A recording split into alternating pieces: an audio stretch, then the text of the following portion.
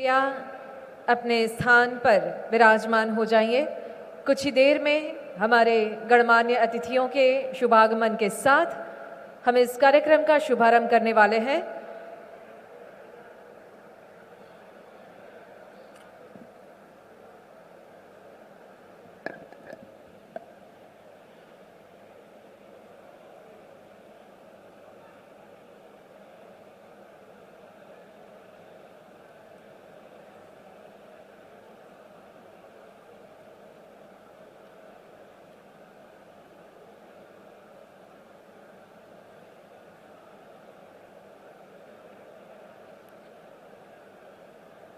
आप सभी जानते हैं कि कोविड महामारी काल के उपरांत फिजिकल रीति में ये पहला डेयरी उद्योग सम्मेलन होगा 3 वर्ष के बाद। तो इसीलिए ये सम्मेलन सभी स्टेक होल्डर्स के लिए अपने आप में बहुत बड़ा महत्वपूर्ण कदम है। इस वर्ष आयोजित किए जाने वाले सम्मेलन का विषय है भारत विश्व के लिए डेयरी पालन अवसर एवं चुनौतियां।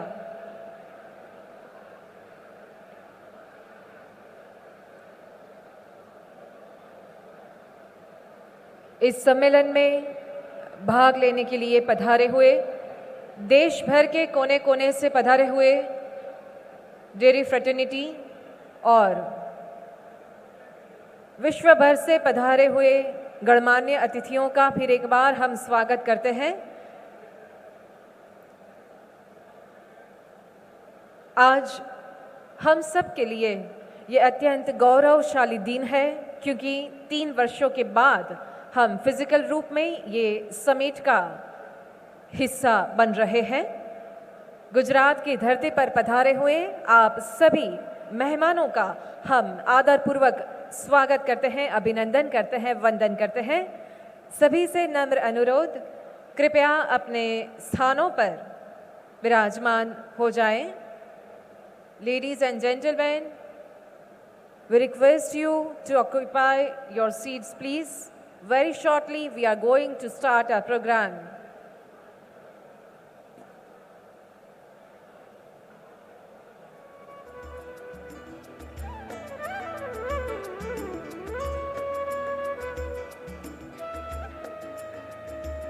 We also request the awardees of today's function to please come forward and take your seats on the right side of the dais.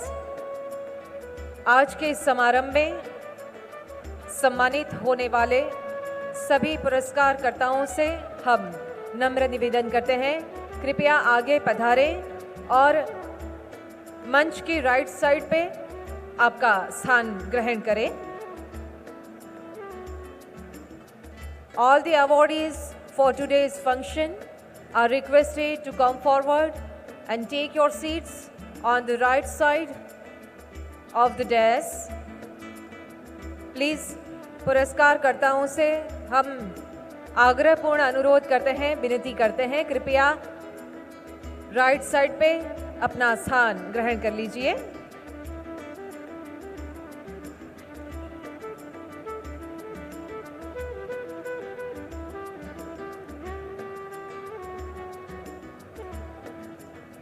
इस 3 दिवसीय कॉन्फ्रेंस में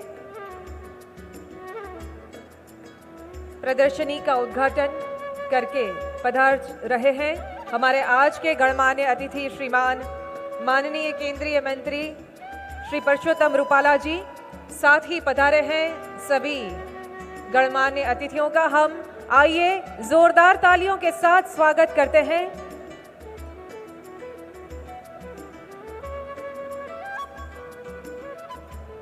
बहुत बहुत स्वागत आज के इस शुभ अवसर पर पधारे गणमान्य अतिथियों का। ऑनरेबल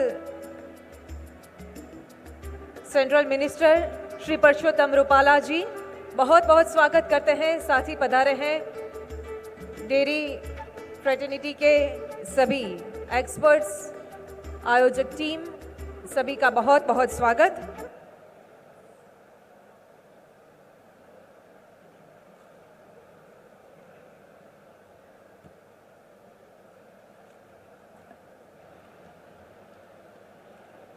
नमस्कार।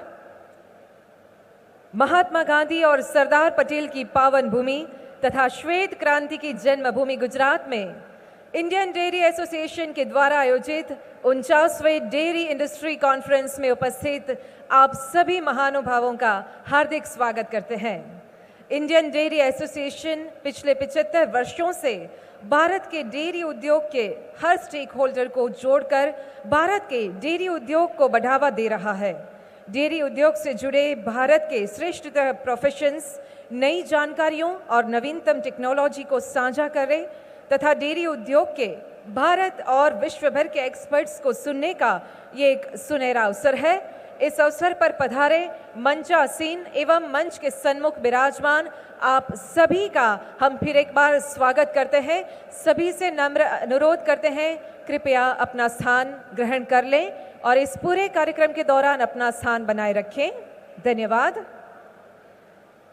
इस वर्ष की डेयरी कॉन्फ्रेंस का थीम है India dairy to the world, opportunities and challenges.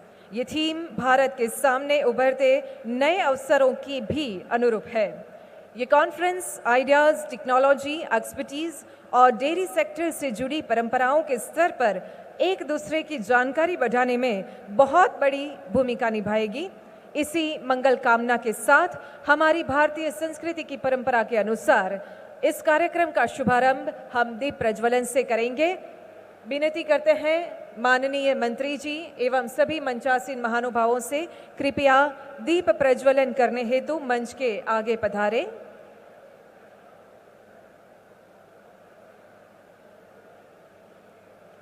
Today we have with us Honorable Purushottam Rupala Sir, Honorable Minister of Animal Husbandry, Dairying and Fisheries, Government of India.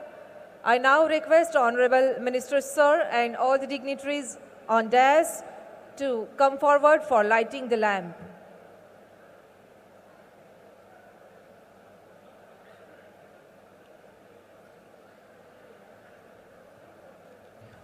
Dairy समुदाय का एक साथ आना भारत में सर्वोत्तम रीतियों के ज्ञान का प्रसार करने में मददगार होगा और भारतीय डेयरी उद्योग के दिग्गजों के लिए भी अपनी उपलब्धियों को प्रदर्शित करने के लिए एक उपयुक्त मंच होगा।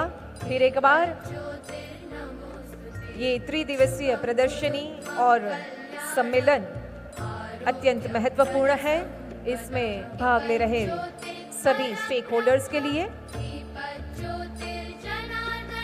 हमारी भारतीय संस्कृति की परंपरा के अनुसार इस सम्मेलन का विधिवत प्रारंभ कर रहे हैं।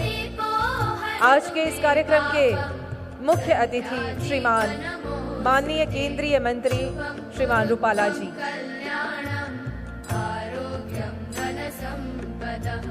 शुभं कुरुत्वं कल्याणं आरोग्यं धनसम्पदः दीपब्रह्मरूपस्त्वं ज्योतिषां प्रभुरव्ययः दीपब्रह्मरूपस्त्वं ज्योतिषां प्रभुरव्ययः। बहुत बहुत धन्यवाद माननीय मंत्री जी एवं सभी मंचासीन महानुभावों का। और अब हम इस अवसर पर अपना बहुमूल्य समय निकालकर पधारे हुए मंचासीन महानुभावों का स्वागत अभिनंदन करेंगे। For that I would now request mister R.S. Sodhi sir, president IDA, to welcome Honorable Minister of Animal Husbandry, Dairy and Fisheries, Government of India, Shri Purushottam Rupala sir. With a memento and sapling, स्मृति चिन्ह और पौधे से स्वागत।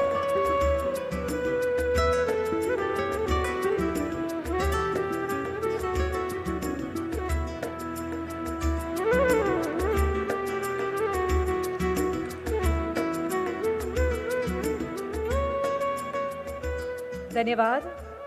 We now request Shri Amit Vyas, Chairman IDA Gujarat Chapter, to felicitate Shri Minesh Shah, Chairman NDDB, with a memento and a sapling.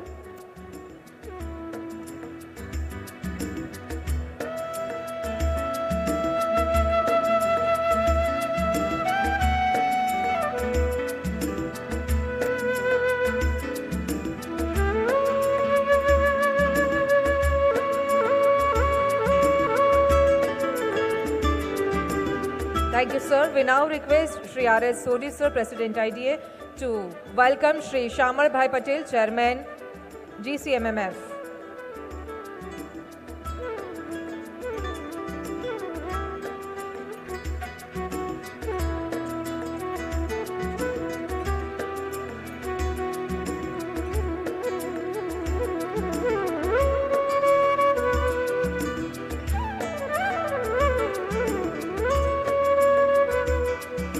We now request Shri Amit Vyas, Chairman IDA Gujarat Chapter, to felicitate Shri Valamji Bhai Humbal, Vice Chairman GCMMF.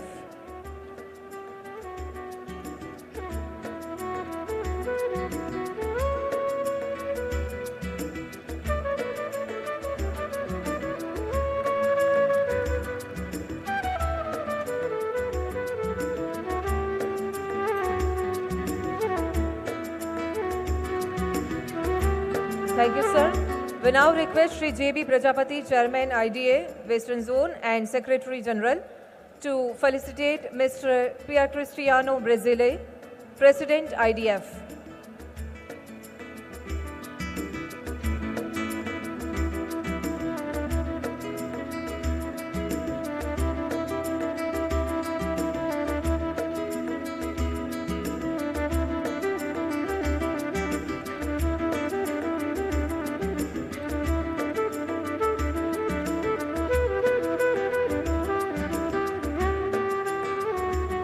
We now request Shri Arun Patil, Vice President of IDA, to welcome Ms. Caroline Amon, Director General IDF.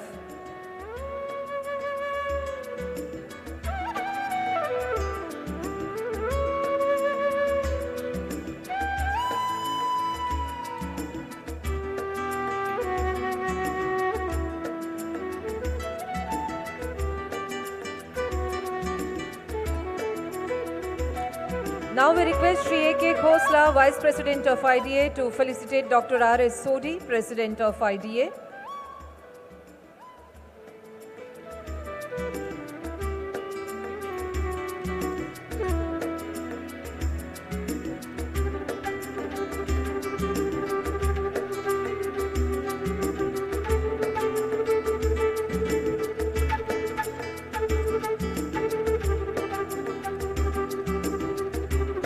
अब हम निवेदन करते हैं Sheju sir, vice president west zone IDA से, कि आप west zone के IDA chairman doctor J B Prajapati ji का स्वागत अभिवादन करें।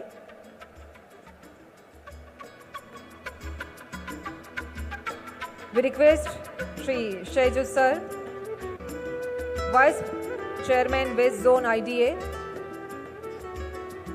To come forward for welcoming Dr. J.B. Prajapati, Chairman IDA, West Zone and Secretary General.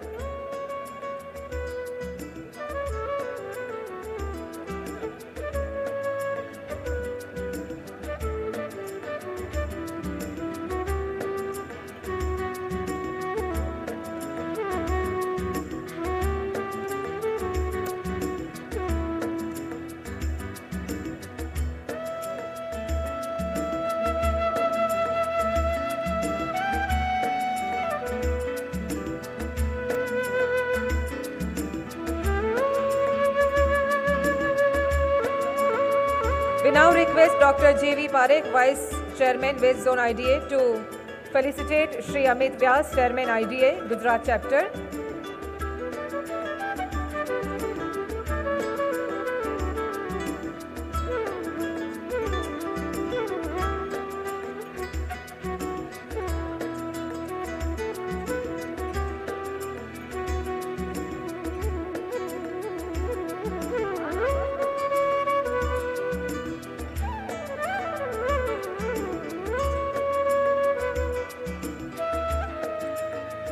Sir, we again request you to felicitate Shri A.K. Khosla, Vice President IDA, and also Shri Arun Patil ji, Vice President IDA.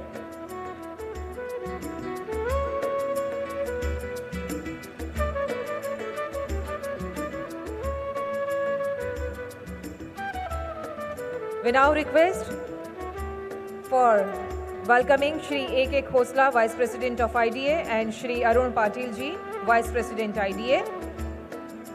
आप दोनों का भी स्वागत करने के लिए विनती करते हैं।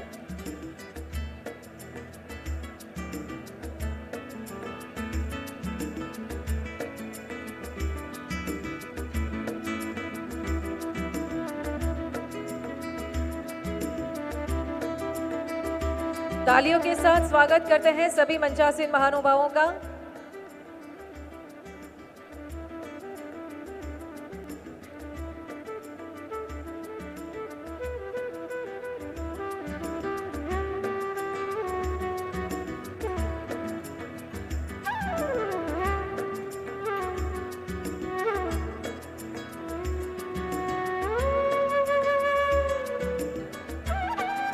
बहुत बहुत धन्यवाद आप सभी का। And now we request Dr. J.B. Prajapati, Chairman, IDA West Zone and Secretary General, for his welcome address. Dr. J.B. Prajapati.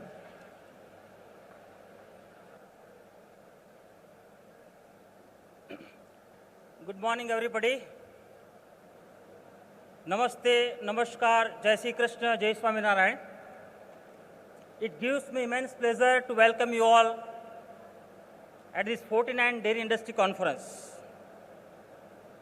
Our honorable guest on the dais, Honorable Minister of Fisheries, Animal Husbandry and Dairying, Sri Rupala sir. We are awaiting our member of Niti Aayog, Sri Ramesh Chand ji, Sri Minesh Shah, Honorable Chairman of National Dairy Development Board, Dr. R.S. Sodhi, President of Indian Dairy Association, Mr. Cristiano Brazils, President of International Dairy Federation, Ms. Carolina Amonj, Director General of IDF, Sri Shamadbhai Patel, Chairman of Gujarat Cooperative Milk Marketing Federation, Sri Vallabhji Bhai Patel, Vice Chairman of Gujarat Cooperative Milk Marketing Federation, Sri Amit Vyas, Chairman of Gujarat State Chapter, Sri Arun Patel, Vice President of IDA, Sri Ajay Khosla, Vice President of IDA, उपस्थित सभी गणमान्य हमारे मेहमान, MPs, MLAs, the honorable members of Central Executive Committee, Zonal Executive Committee and State Executive Committee, members of district administrations of Gandhinagar, Ahmedabad, Kheda and Anand, officers, awardees, speakers, chairmen, vice chairmen and board of directors of our various unions of Gujarat Federation, vice chancellors of various universities, Dr. Kelawala, Dr. Rameshwar Singh, Dr. Chauhan, and many other distinguished guests I see in the audience. Also the MDs of cooperative unions, especially MD Sri Jayan Mehta ji, MD of GCMF, we have MDs of KMF, MDs of Milk Chemists, and many other companies, all sponsors, all delegates, press media, farmer delegates, and students. I am very happy to welcome you all on behalf of Indian Dairy Association, the Western Zone, and the Gujarat State Chapter. The Western Zone comprises of Gujarat, Maharashtra, MP, Chhattisgarh, and Goa. So we are all hosts of this today's conference apart from Gujarat. This conference is being hosted in Gujarat after 26 years. The last conference on Gujarat was 1996. We know that Gujarat is the most progressive state in the dairy sector and the birthplace of cooperatives. We remember today, sir, the legends like Sardar Patel Sahab, Morarji Desai Sahab, Tribhuvan Das Patel, Dr. Varghese Kurian, Lal Bahadur, many more for the prosperity which you see in the villages of the Gujarat state. Gujarat is hosting this conference after 26 years, I told, and I am once again very happy to welcome you all to this pious place of Mahatma. Welcome you all. Thank you very much.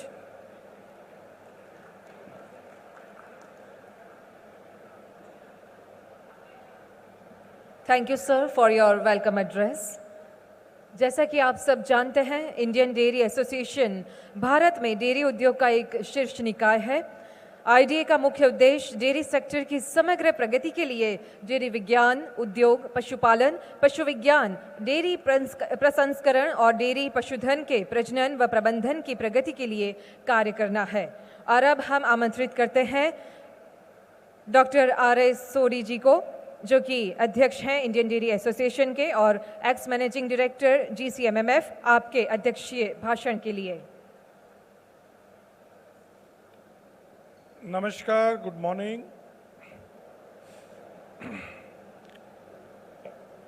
हमारे आमंत्रण को मान रखते हुए, हालांकि parliament चल रही है, बहुत मुश्किल था निकलना, पर हमारे जो डेयरी उद्योग के शुभचिंतक Shri Purushottam Rupala ji, honourable minister animal husbandry, dairy and fishery, पशुपालन के, उन्होंने यहाँ आए, मैं उनके लिए बहुत धन्यवाद करना चाहूँगा।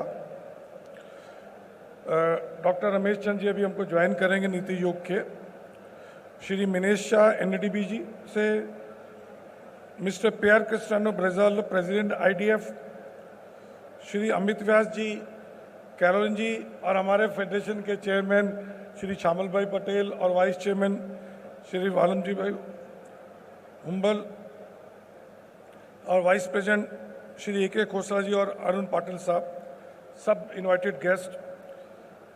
मुझे सबसे बड़ी खुशी ये हो रही है क्योंकि आज से 27 साल पहले IDA की कॉन्फ्रेंस गुजरात में हुई थी, आनंद में, और डॉक्टर कुरियन के देखरेख में हुई थी। आज 27 साल पछी और बाद IDA का एनुअल कन्वेंशन गुजरात में हो रहा है। इस 27 साल में अगर देखें, बहुत, अगर हर क्षेत्र ने भारत में प्रगति की है, पर एक डेयरी उद्योग है, अगर उसकी आप प्रगति देखें, कोई उसको मैच नहीं है। इस वक्त जो लोग यहाँ बैठे हुए हैं, चाहे किसान हैं, चाहे डेयरी प्रोसेसिंग वाले हैं, चाहे एजुकेशन इंस्टीट्यूशन वाले हैं, फार्म इक्विपमेंट्स वाले हैं, साइंटिस्ट हैं, आप लोग एक 10 लाख करोड़ इंडस्ट्री को रिप्रेजेंट कर रहे हैं। इतनी बड़ी कोई इंडस्ट्री नहीं है, 10 लाख करोड़। और जब लास्ट IDA हुई थी आनंद में, उस वक्त भारत का अगर आप देखें तो प्रोडक्शन दूध का कितना था? सिर्फ 71 मिलियन मीट्रिक टन। 25 साल में, 27 साल में 3 गुना होके आज 222 मिलियन मीट्रिक टन हो गया। और इसका श्रेय सब आप लोगों को जाता है, क्योंकि 40 साल गुजरात में काम किया है, गुजरात के खेडूत के। तो इसके सामने अगर हमें गुजरात की प्रगति की बात करूं तो आपको बहुत ही हैरानी होगी। भारत में जो प्रोडक्शन 3 गुना बढ़ा, गुजरात में जब 96 में यहाँ पे दूध IDA हुई, मुझे याद है, उस वक्त हमारे अमूल का टोटल प्रोक्योरमेंट तकरीबन 30 लाख लीटर होता था, और अभी 9 गुना बढ़ के 270 लाख। तो गुजरात ने 9 गुना प्रगति की है पिछले 27 साल में। और देखिए, उसमें बहुत कारण है प्रगति करने के। जो 2-3 मेन जो कारण मैं समझता हूँ, एक तो सबसे बड़ा जो कारण है कि भारत के किसानों ने, पॉलिसी मेकर्स ने और पॉलिटिकल लीडरशिप डिसाइड कर दिया कि हमको दूध में आत्मनिर्भर होना है, और वो आत्मनिर्भर एक बार करने किया, और आज हमने पूरे विश्व में नंबर 1 पे पहुंच गए हैं।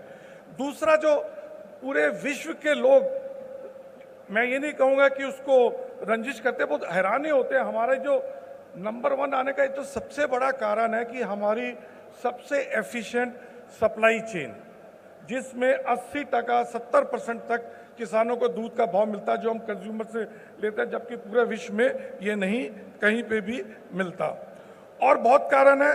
पर तीसरा, क्योंकि माननीय मंत्री जी यहाँ हैं, काफ़ी इन्वेस्टमेंट करती है सरकार कृषि में। एक डेयरी ऐसा है जिसमें कोई सब्सिडी नहीं होती, जो भी इन्वेस्टमेंट की गई वो इंफ्रास्ट्रक्चर में की गई। ऑपरेशन 1, 2, 3, उसके कारण, इंफ्रास्ट्रक्चर में इन्वेस्टमेंट के कारण हम लोग पैरों पे खड़े हैं और प्रगति करते जा रहे हैं। और आगे भी हम चाहेंगे सरकार से कि इसी तरह से इन्वेस्टमेंट इंफ्रास्ट्रक्चर में हो तो आगे हमको फायदा होगा। और अभी जरूरत है वाइट रिजर्वेशन 2 की, हमको सब्सिडीज नहीं चाहिए, इंफ्रास्ट्रक्चर में इन्वेस्टमेंट चाहिए ताकि कोऑपरेटिव, प्राइवेट सब संस्थाएं बढ़ सकें। भारत का अगर भविष्य देखें डेयरी में बहुत ही अच्छा है। 140 करोड़ लोग हैं जो 165 करोड़ होने वाले हैं, और अभी जो 11 लाख करोड़ की ऑर्गेनाइज मार्केट है, अगले 10 साल में बढ़ के 30 लाख करोड़ होने वाली है, और तकरीबन 1.25 करोड़ जॉब्स डेयरी इंडस्ट्री में मिलेंगे। तो वो हमारा भविष्य है। हमारा देखिए चैलेंजेस भी बहुत है, आपको बताएंगे। एक जो सबसे बड़ा जो हमारा चैलेंज है, प्रोडक्टिविटी कम है सबसे, और दूसरा जो फूड और फीड की शॉर्टेज है, उसमें हमको कैसे बढ़ाएं, क्योंकि उसके भाव बढ़ते जा रहे हैं और दूध के भाव कितने बढ़ा सकते हैं। तीसरा जो सस्टेनेबिलिटी का, या इन्वायरमेंट की लोग बातें करते हैं, और उसके अलावा वेगन प्रोडक्ट्स का है, और जो बाहर से लोग भारत में एक्सपोर्ट करना चाहते हैं जीरो ड्यूटी पे। हमें बड़ी खुशी है कि भारत सरकार ने भारत के पशुपालकों का साथ दिया। अभी तक जीरो ड्यूटी पे कभी भी इंपोर्ट अलाउ नहीं किया। हम चाहेंगे कि भारत सरकार उसी तरह से, उसी पॉलिसी पे चढ़ता रहे। अंत में हम सरकार से कहेंगे, डेयरी उद्योग की तरफ से, आईडीए की तरफ से, क्योंकि इस वक्त सबसे बड़ी इंडस्ट्री 10 लाख करोड़ तकरीबन 30% एग्रीकल्चर के जीडीपी में करती है। हम चाहेंगे कि कृषि का जितना भी सरकार का, केंद्र सरकार या स्टेट का होता है, उसका कम से कम अगर 30% नहीं, कम से कम 10% तो डेयरी उद्योग को दीजिए, जबकि 3-4% ही मिलता है। और वो पैसा अगर इन्वेस्टमेंट डेयरी उद्योग में आएगा तो हमको कोई नहीं रोक सकता, इसी प्रगति से बढ़ते जाएंगे। अंत में मैं धन्यवाद करूंगा आप सबका कि आप इतनी बड़ी संख्या में आए। आप यहाँ 3 दिन बड़े आराम से देखिएगा। मैं आप सबको ये भी बताना चाहूँगा कि हमारे आईडीए का मान रखते हुए 18 को हमारे केंद्रीय गृह मंत्री और सहकारिता मंत्री श्री अमित शाह जी भी आ रहे हैं। Chief minister of Gujarat Shri Bhupendra भाई पटेल भी इसी में आ रहे हैं अवलोकन करने एग्जीबिशन को। और यहाँ मैं चाहूँगा कि आप 3 दिन तक यहाँ रहिए, उसमें भी है, क्योंकि अगर वो डेयरी उद्योग को इतना मान दे रहे हैं तो हम भी चाहेंगे कि हम उनको आए और उनका पूरा जो भी उनको सम्मान करना करें। धन्यवाद। धन्यवाद।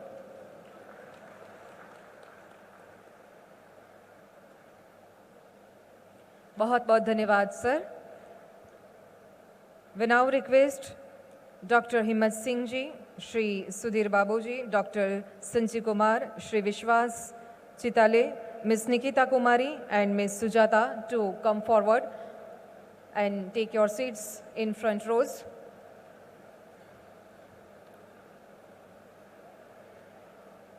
और अब समय है आईडीए डेयरी इंडस्ट्री 2023 के सोवेनियर के विमोचन का। मैं सविनय विनती करती हूँ माननीय केंद्रीय मंत्री जी को कि अपने कर कमलों से इस सोवेनियर का विमोचन करें।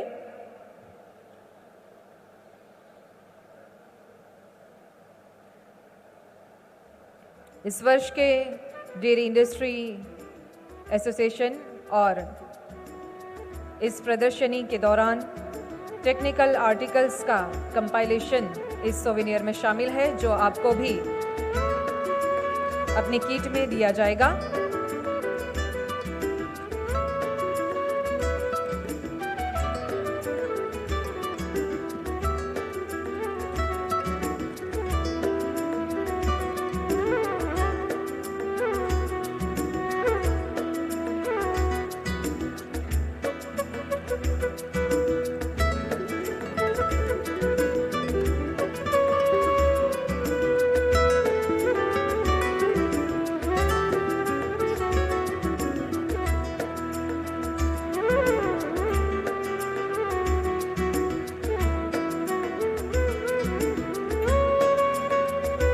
बहुत बहुत धन्यवाद। और अब समय है आईडी अवार्ड्स का, जिसकी हम सबको प्रतीक्षा रहती है। प्रतिवर्ष इस कॉन्फ्रेंस में अपना उत्कृष्ट योगदान देने वाले डेयरी फ्रेटर्निटी के विशिष्ट व्यक्तियों को सम्मानित किया जाता है, जिसमें सबसे पहले है पैट्रनशिप अवार्ड। इंडियन डेयरीज एसोसिएशन और भारतीय डेयरी उद्योग के विकास को आगे बढ़ाने में हेडरी द्वारा प्रदान की गई उत्कृष्ट सेवाओं की पहचान के लिए डॉक्टर रविंदर सिंह गांधी को आईडीए पैट्रनशिप 2023 के लिए प्राप्तकर्ता के रूप में चुना गया है। मैं निवेदन करूंगी डॉक्टर आर.एस. गांधी को कृपया मंच पर पधारें और माननीय केंद्रीय मंत्री जी से प्रार्थना पूर्वक निवेदन अपने कर कमलों से डॉक्टर गांधी को सम्मानित करें। डॉक्टर रविंदर सिंह गांधी के पास 36 वर्ष का पेशेवर अनुभव है। आपने सहायक महानिदेशक पशु उत्पादन और प्रजनन, ICAR प्रमुख एनिमल जेनेटिक्स डिवीजन और निदेशक उन्नत संकाय प्रशिक्षण केंद्र और NDRI करनाल प्रमुख पशु आनुवंशिक संसाधन प्रमाग जैसी कई संस्थाओं में अपने सेवा प्रदान की है। आईडीए के सक्रिय सदस्य और फेलो के रूप में डॉक्टर गांधी वर्ष 2011 से 13 के दौरान आईडीए उत्तरी क्षेत्र के उपाध्यक्ष भी थे और उन्होंने 2012 में दिल्ली में 40वां डेयरी उद्योग सम्मेलन आयोजित करने में महत्वपूर्ण योगदान दिए था। कई अवार्ड से और पुरस्कारों से सम्मानित डॉक्टर गांधी, आपको बहुत बहुत बधाई। आगे बढ़ते हैं अगले अवार्ड की ओर, जो है fellowship awards. The awardees has been chosen to the recipient of IDA Fellowship 2023 in recognition of outstanding services rendered by them in furthering the cause of IDA and the growth of the Indian dairy industry. For that, I would now request Dr. Himmat Singh to please come on the stage for receiving the award. Dr. Himmat Singh, during his more than 25 years of service in RCDF, he held various key positions in various milk unions and elevated to the position of Managing Director, Jaipur Dairy, the largest milk union of RCDF.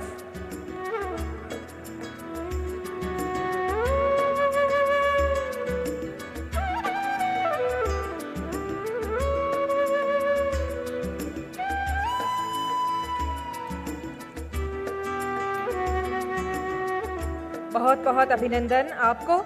और अब आमंत्रित करते हैं doctor Sanjeev Kumar जी को इसी श्रेणी में fellowship award के विजेता doctor Sanjeev Kumar ji. Doctor Sanjeev Kumar is having over 22 years of experience in teaching, research, extension and administration. He is presently associated professor and head of Dairy Technology Department at Sanjay Gandhi Institute of Dairy Technology under Bihar Animal Sciences University, Patna.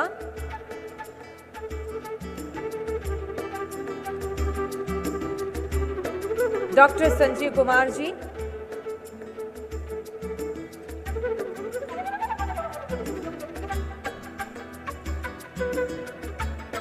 the cause of Indian Dairy Association and the growth of the Indian dairy industry. He worked very hard. He also won the Best Extension Scientist Award this year. He is also the recipient of Young Scientist Award of All India Veterinary Public Health Association in 2010. Many more congratulations to you, sir.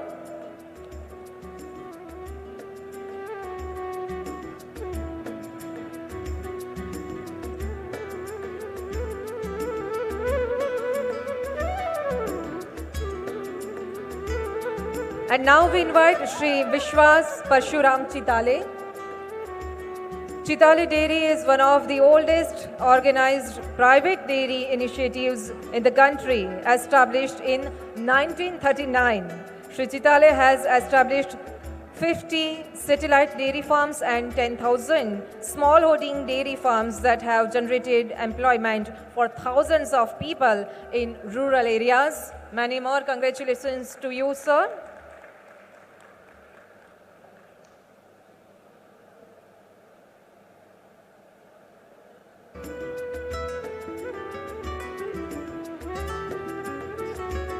He has been instrumental in developing electronic ear tags for animals also. और अब समय है women farmer awards का।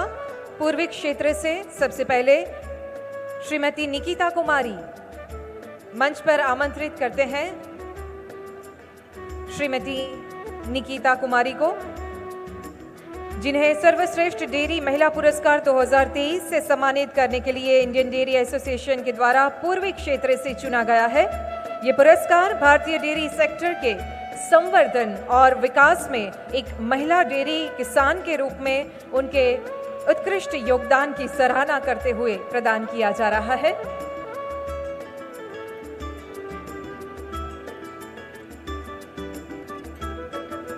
वर्तमान में इनके पास 26 दुधारू गायें हैं, जिसमें से अभी 18 गायें दूध दे रही है।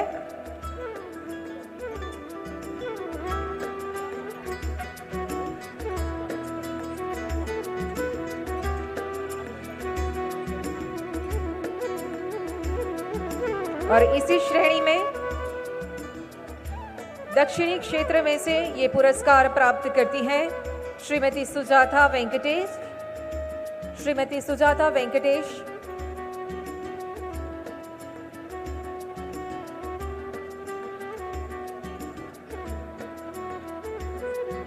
सुजाता जी आए, उनकी प्रतीक्षा करेंगे, लेकिन उससे पहले फेलोशिप अवार्ड के लिए मैं मंच पर आमंत्रित करना चाहूंगी डॉक्टर पी सुधीर बाबू को। Doctor Sudhir Babu is the founder secretary of the Kerala State Chapter of IDA and was instrumental in bringing up the membership base of IDA. He was also one of the lead organizers of 46th Dairy Industry Conference held at Cochin during February 2018.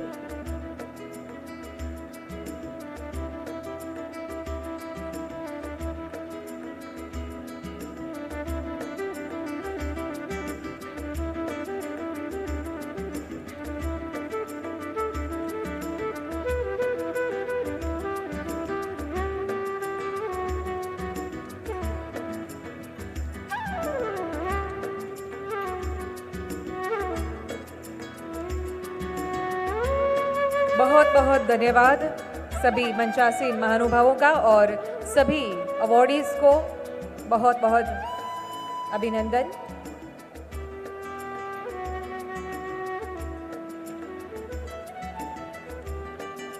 And अभी एक और award है।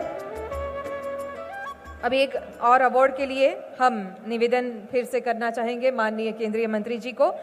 M.R. Srinivasan Award. Professor Mr. M.R. Srinivasan was a professor and head of Dairy Technology Division, NDRI, Karnal. He labored hard to research in the field of dairy technology, and his major focus was the technology of indigenous products. उनकी सेवाओं को याद करते हुए उनके नाम के सम्मान में Shri M.R. Srinivasan lecture award दिया जाता है और इस वर्ष का ये अवार्ड प्राप्त करते हैं doctor A.K. Srivastava. I would request Dr. A.K. Srivastav sir to please come upon the stage for receiving M.R. Srinivasan Award. इस अवार्ड की शुरुआत 48 कॉन्फ्रेंस से हुई। ये लेक्चर लेने वाले को सम्मानित किया जाता है रुपये 25,000 के पुरस्कार से।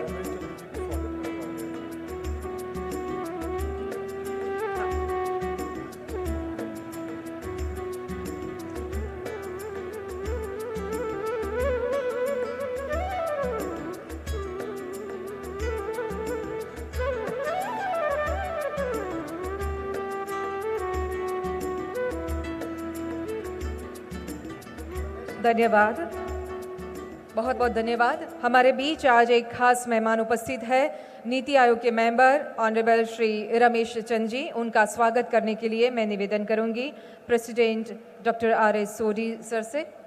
IDA के प्रेसिडेंट डॉक्टर R.S. सोडी स्वागत सम्मान करेंगे श्री रमेश चंद जी का।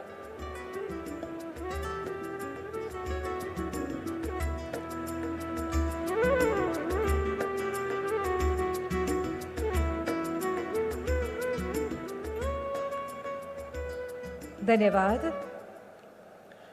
भारत में डेयरी उद्योग केवल एक व्यवसाय ही नहीं बल्कि करोड़ों किसानों, तथा पशुपालकों के लिए आजीविका का स्रोत भी है। भारत के डेयरी क्षेत्र की विशेषता है छोटे पशुपालकों को केंद्र में रखकर रचा गया सहकारी मॉडल, जो सरदार पटेल, त्रिभुवन दास पटेल, डॉक्टर कुरियन जैसे दृष्टाओं की देन है। आज हमारे लाखों पशुपालकों के लिए सरकार की ओर से उनके व्यावसायिक आर्थिक वृद्धि और इस डेयरी संलग्न बातों को प्रोत्साहन देने के रूप में अपना महत्वपूर्ण मार्गदर्शन दे रहे हैं माननीय केंद्रीय मंत्री श्रीमान परषोत्तम रूपाला जी। आज हमारे लिए परम सौभाग्य का विषय है कि माननीय मंत्री जी हमारे बीच उपस्थित है। आपसे करबद्ध निवेदन करते हैं अपने भाषण के लिए।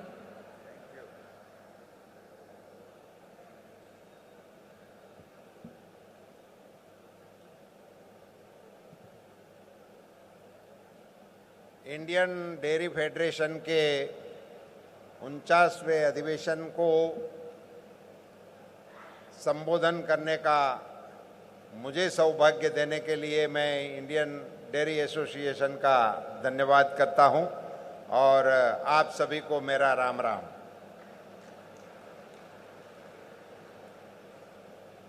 मंच पर विराजमान इंटरनेशनल डेयरी एसोसिएशन के अध्यक्ष मिस्टर ब्राजिलो, उनके general secretary mrs Caroline, Amul के चेयरमैन भाई श्यामल भाई, हमारे श्री मिनेश शाह जी एनडीडीबी के, सारे कार्यक्रम के केंद्र बिंदु और मुझे ज़बरदस्ती इधर लाने का जिन्होंने काम किया है वो हमारे सोढ़ी जी, हमारे कच्छ डेयरी के चेयरमैन, हमारे अमूल के भाई श्री अमित भाई, मंच पर विराजमान सभी महानुभाव और भारत को जिस पर गर्व है ऐसे हमारे श्वेत क्रांति के कर्ता धर्ता जो मेरे सामने बैठे हैं, पुनश्च आप सभी को मेरा नमस्कार। आज मेरा यहाँ आपके बीच में होना, इसको आप अलग अलग नज़रिए से बता सकते हो कि मेरा अपने यहाँ के मिल्क एसोसिएशन वालों के साथ रिश्ता अच्छा है। ये 27 साल के बाद गुजरात में हो रहा है और मैं गुजरात का हूँ, इसलिए भी मैं आ सकता हूँ। ये पशुपालन विभाग का मैं मंत्री हूँ, डेयरी इंडस्ट्रीज़ का भी मैं मंत्री हूँ, इसलिए भी मैं आ सकता हूँ। मगर इनमें से कोई वजह सच्ची नहीं है। सच्ची वजह यह है भारत सरकार की प्रायोरिटी में क्या है, इसको दर्शाने हेतु भारत सरकार के मंत्री के नाते में यहाँ उपस्थित है। ये हमारे सरकार की प्रायोरिटी है। हमारे प्रधानमंत्री श्री नरेंद्र मोदी जी ने पशुपालन और डेयरी क्षेत्र को स्वतंत्र मंत्रालय का दर्जा दिया। अब यहाँ सोढ़ी जी ने बहुत बातें कर दिया है और आगे हमारे रमेश चंद जैसे बहुत ही अच्छे अनुभवी नीति आयोग के अधिकारी के रूप में यहाँ मौजूद है। वो कई सारी चीज़ें यहाँ आपके सामने रखने वाले हैं, मैं जानता हूँ। और यहाँ जिनके बारे में मैं बोल सकता हूँ घंटों तक, ऐसे बहुत लोग हैं। इंटरनेशनल डेयरी का जो अपना फंक्शन हुआ दिल्ली में, और इनके अध्यक्ष भी इस कार्यक्रम में मौजूद हैं, तो टेक्नोलॉजी के बारे में, उत्पादन के बारे में, हमारे शेयर के बारे में, वर्ल्ड के साथ हमारे कितना अभी हमारा हम कहाँ हैं, इन सारी बातों का जिक्र होता रहेगा। मैं आप सबको शुभकामना देने के लिए आया हूं और कुछ चीज़ें मुझे आपसे शेयर करनी है। वो है कि प्रधानमंत्री श्री नरेंद्र मोदी जी ने इस विभाग को स्वतंत्र मंत्रालय बनाने के बाद ये पशुपालन क्षेत्र के लिए जो निर्णय लिए हैं, उनमें से सबसे अहम निर्णय जो है, एक तो हमारे पशुओं के स्वास्थ्य के लिए उन्होंने पूरे देश के मवेशियों को वैक्सीनेशन भारत सरकार के खर्चे से कराने का निर्णय लिया है, वो सारे देश के पशुपालकों के लिए बड़ी सी बात होगी। मोदी जी जब हमारे गुजरात के मुख्यमंत्री थे तब उन्होंने 108 गुजरात में प्रारंभ किया था एम्बुलेंस का, और मैं जब एसटी एरिया में कहीं जाता, उस समय मैं पार्टी का अध्यक्ष भी रहा, तो मेरा दौरा जब किसी हमारे इंटीरियर एरिया में गुजरात में होता था तो वहाँ के लोग मुझे मिलके बताते थे कि साहब हमारे एरिया में मोदी गाड़ी आ रही है। वो 108 को मोदी गाड़ी बताते थे। आज मुझे ये बताते हुए बड़ा गर्व हो रहा है कि इतने समय के बाद, आज़ादी के 75 साल हम मना चुके, उसके बाद हमारे अबोल पशुओं के लिए ऐसी एम्बुलेंस बनाने का श्रेय भी नरेंद्र मोदी जी ने अपने हाथों में कर दिया, और पूरे देश में एक प्रकार से मोबाइल वेटरनरी यूनिट अवेलेबल कराने का काम किया है। कई राज्यों में मैं स्वयं भी जाके इनको रोड पे लाने का काम किया। जब ये घोषणा हुई कि हम भारत सरकार के खर्चे से ambulance, mobile veterinary unit available करा रहे हैं, तो इनका स्वागत तो बहुत हुआ, सभी राज्यों ने खुलकर इनका स्वागत किया। मगर बाद में उन लोगों की ओर से बात आई कि आप तो हमको एम्बुलेंस दे दोगे, फिर हमें ड्राइवर देना पड़ेगा, डीजल देना पड़ेगा, डॉक्टर लगाना पड़ेगा, दवाई लगानी पड़ेगी, तो एक प्रकार से आप हमारे पे लायबिलिटी डाल दोगे। तुरंत ही प्रधानमंत्री श्री ने उनमें भी 60-40 के रेशियो पे उस रिकरिंग एक्सपेंडिचर को भारत सरकार के कंधे पे लेने का भी निर्णय किया, और इसके चलते ये सारी चीजें हमारे हेल्थ के, पशुओं के हेल्थ के लिए एक बहुत बड़ा कदम भारत सरकार की ओर से हो गया। और इनका महत्व क्या है, अभी मुझे बता रहे थे मिनेश जी कि हमारे फैट में कुछ कमियां होने की वजह से हमें थोड़ा बटर मिल्क में, चीज में हम थोड़ी कमियां महसूस कर रहे हैं, और कुछ ये एलएसडी की वजह से और कुछ ऐसे कारणों से थोड़ा इसमें हमें कम प्रोडक्शन का भी थोड़ा बहुत संकट आ रहा है। अब इन सारी चीजों का निस्तारण करने हेतु भारत को अब नंबर 1 से ऐसे आगे जाने की आवश्यकता है कि पूरे विश्व में दूध या दूध से बनी हुई चीजों के लिए, सभी के लिए फूड सिक्योरिटी का वजह भारत बन सके, उस दिशा में हमें आगे बढ़ना है। और ये हम उसी रास्ते से ही आगे बढ़ सकते हैं। हमें ब्रीड इंप्रूवमेंट के कार्यक्रम को dairy sector, private dairy sector, entrepreneurs, इन सभी को एक ही दिशा में चलकर ये ब्रीड इंप्रूवमेंट के काम में हमें लगना पड़ेगा। हमारी एवरेज 2.5 से 3 लीटर की है, इसके चलते हम दुनिया में नंबर 1 है।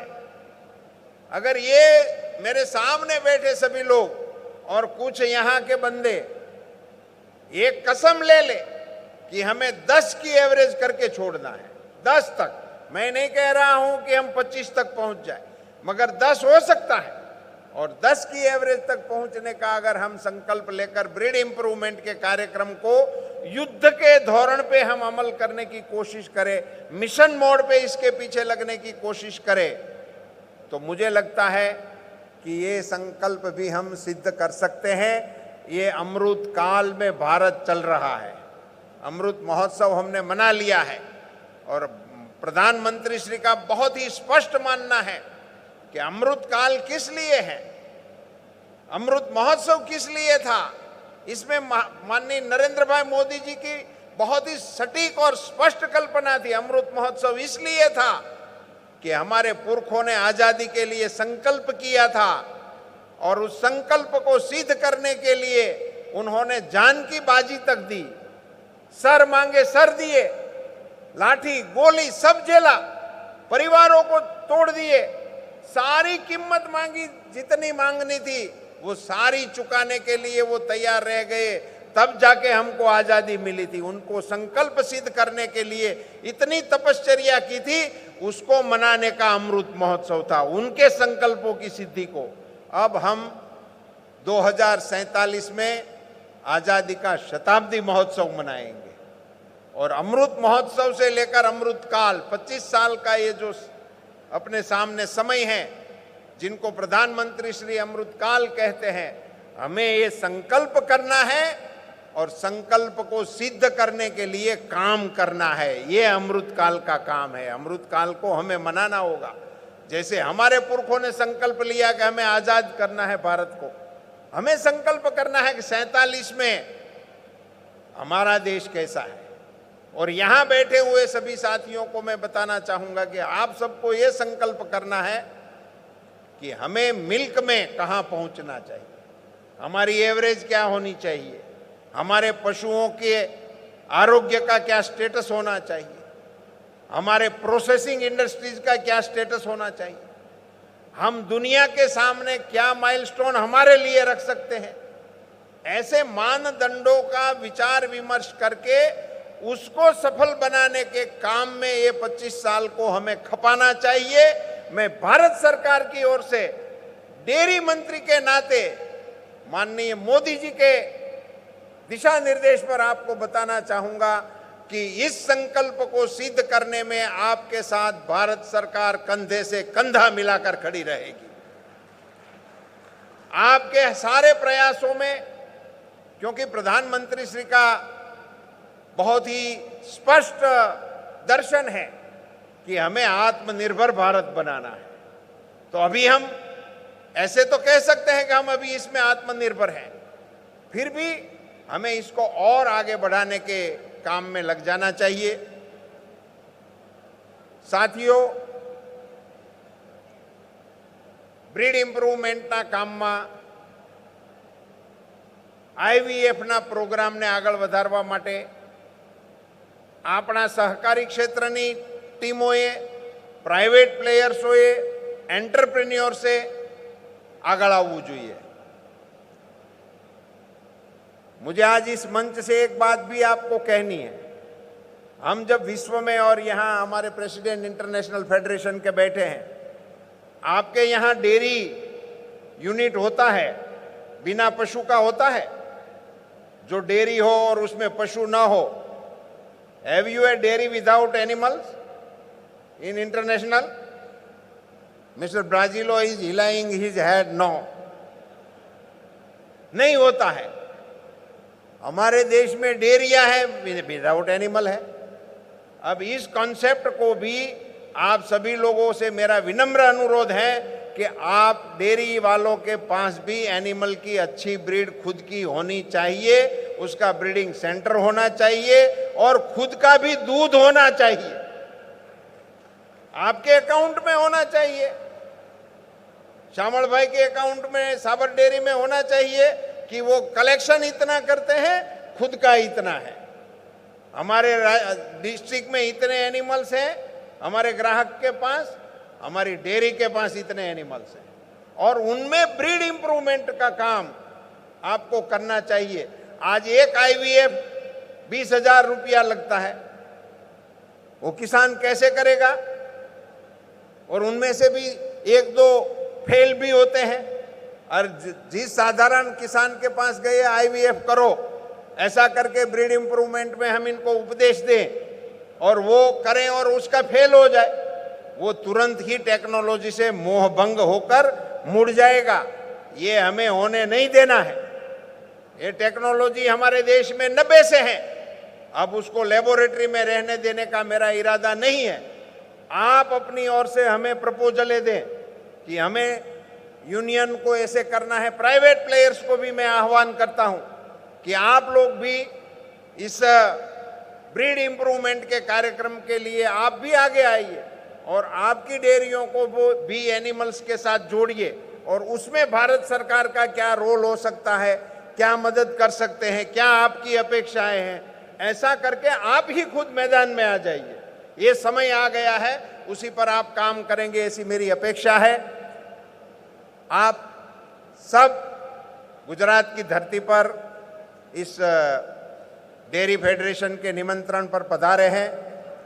मैं भी गुजरात का बंदा हूं, इसलिए आप सभी का महात्मा गांधी जी की धरती पर, सरदार वल्लभ भाई पटेल जी की धरती पर और नरेंद्र मोदी जी की धरती पर तहे दिल से स्वागत करता हूं और आपको शुभकामनाएं देता हूं कि यहाँ जिस प्रकार का एक्सपो लगा है, इसमें जितनी टेक्नोलॉजी का, नए नए स्टार्टअप का जो निदर्शन हुआ है, आप सब इनको देखेंगे, परखेंगे और इसी को और आगे बढ़ाने के काम में आप सब लगेंगे। आपका यहाँ इस कार्यक्रम में आना सार्थक बने, ऐसी शुभकामना के साथ आप सभी को मेरा नमस्कार, राम राम।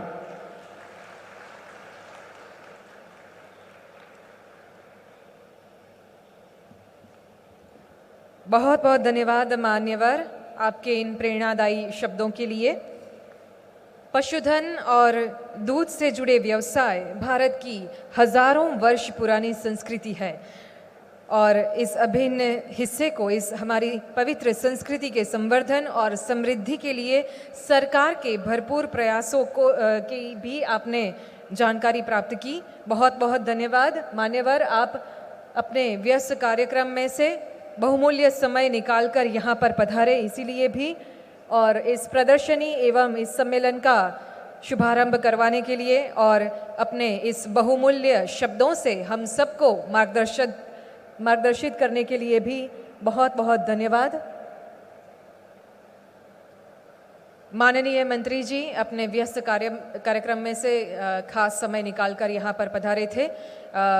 उनको अपने कार्यक्रम में अभी जाना होगा, प्रस्थान करेंगे, लेकिन हमारी ये कॉन्फ्रेंस, ये सम्मेलन अभी चालू है। आप सभी से निवेदन करते हैं, कृपया अपना स्थान बनाए रखें और आपको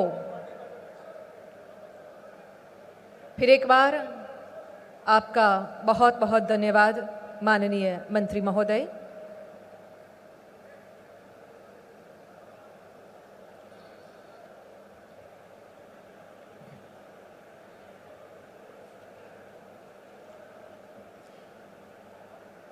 देवियों और सज्जनों, ये सम्मेलन विश्व के विभिन्न देशों में डेयरी इंडस्ट्री की स्थिति और उनके द्वारा अपनाए गए तकनीकी संसाधनों और उनकी सिद्धियों को साझा करने का भी एक सुअवसर है।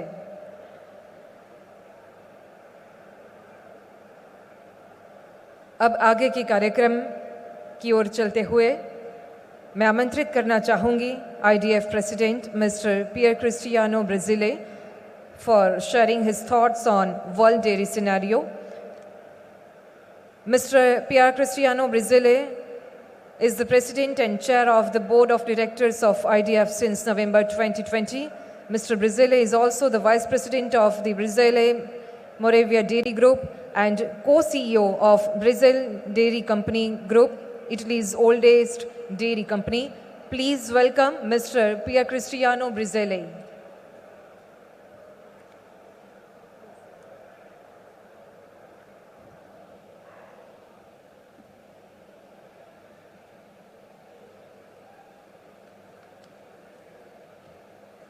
So, good morning.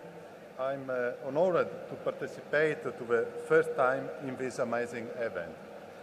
On behalf of IDF and its board, I wish to thank the Indian Dairy Association for their kind invitation and for this opportunity for the Director General, Caroline Hammond, and I to share our views on global dairy and the Indian dairy sector before the distinguished audience. 6 months ago, IDF community had the chance to be hosted by India for the IDF World Dairy Summit 2022 in Delhi.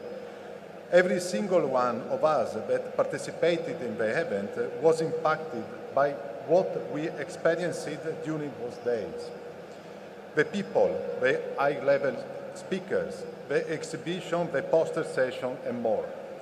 One of my main takeaways is that in India, you don't just produce dairy, you live dairy. In effect, in India, dairy is a way of living, a culture, like in no other place in the world. I would like to take this opportunity to thank the chair of the NDBB, Mr. Manesh Shah, and his team, as well as all the persons who contributed to the events, including the government officials and speakers. We will never forget that summit. It is a clear vision that led India to become the largest milk producer in the world and the potential to become even more impactful in the coming years. Thanks to a dynamic sector, the constant incorporation of new technology, innovation and support from government of all levels.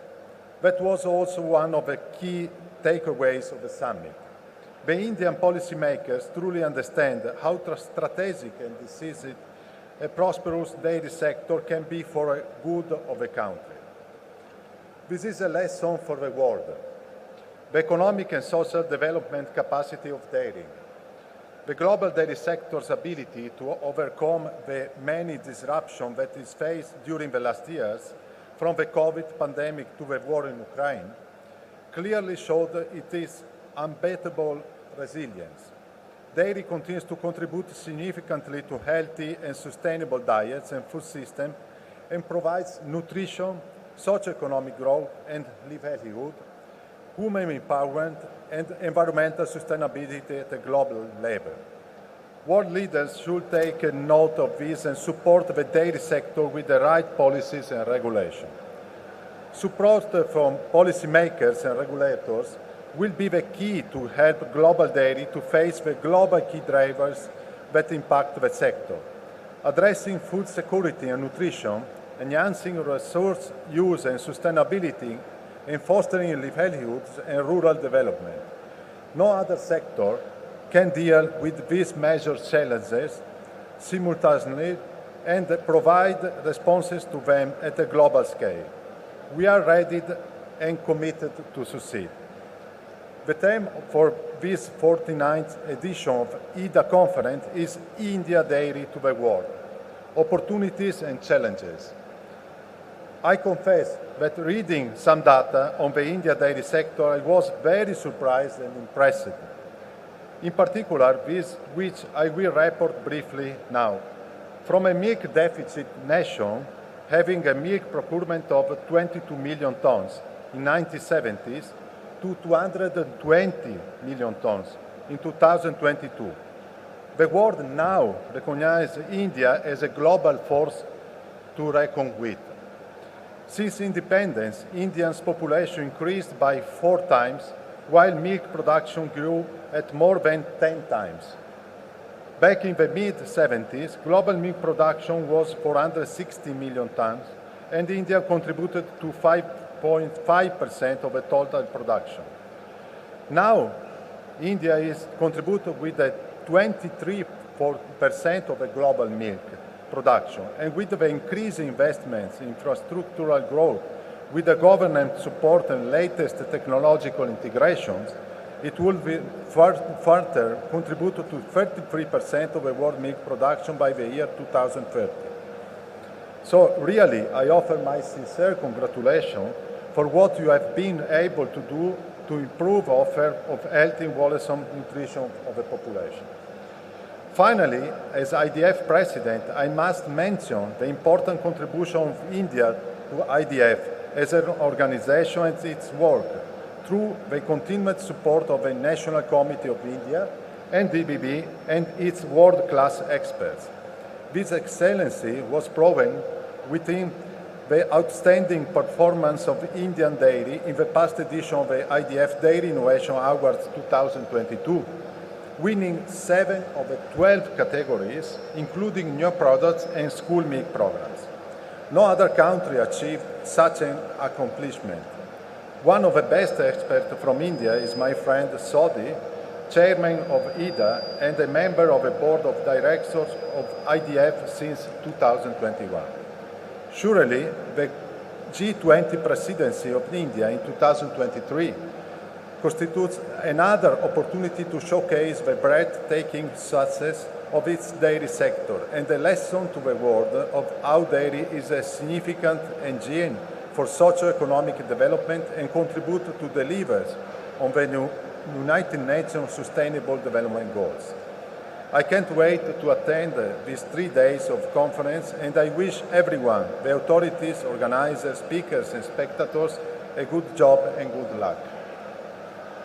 Thank you.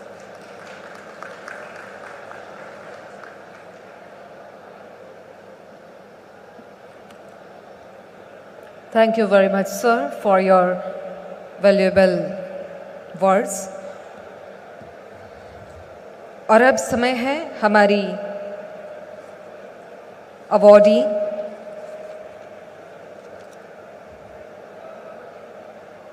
दक्षिणी क्षेत्र से women farmer award प्राप्त करने वाली श्रीमती सुजाता जी को सम्मानित करने का I request Srimati Sujata, wife of Sri Venkatesh, to please come upon the stage for receiving the Women Farmer Award from South Zone. I also request the Chairman Bamul, Sri Narsimha Murthy ji, accompanying her for receiving the same.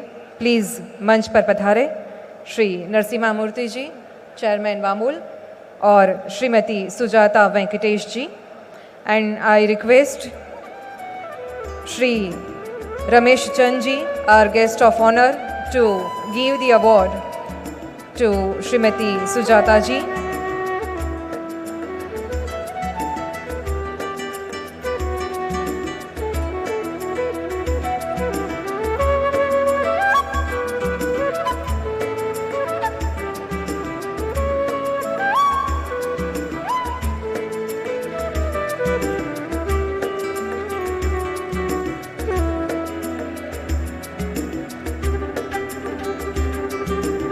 Karnataka के बामोल के chairman Shri Narasimha मूर्ति, और ये award प्राप्त कर रही है श्रीमती सुजाता जी. दक्षिण क्षेत्र का विमेन फार्मर अवार्ड इनको प्रदान कर रहे हैं प्रोफेसर रमेश चंद जी, जो आज के हमारे गेस्ट ऑफ ऑनर है और नीति आयोग के सदस्य भी हैं.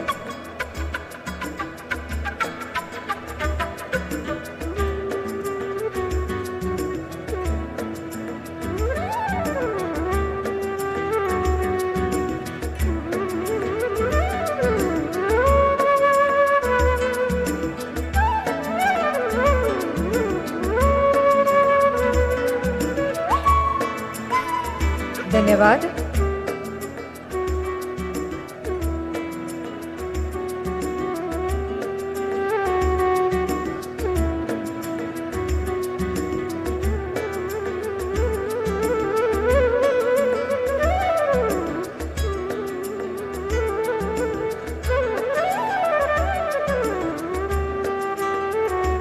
Ladies and gentlemen, today we have with us Professor Ramesh Chand ji as our guest of honor. Professor Ramesh Chand is a member of Niti Aayog in the rank of Union Minister of State and Chairman of the Institute of Economic Growth, New Delhi. He is a scholar having PhD in Agricultural Economics from IARI, New Delhi. In the past, he was also member of the 15th Finance Commission. Sir, we request you to please guide us in today's event. Ladies and gentlemen, आइए स्वागत करते हैं professor Ramesh Chand ji का.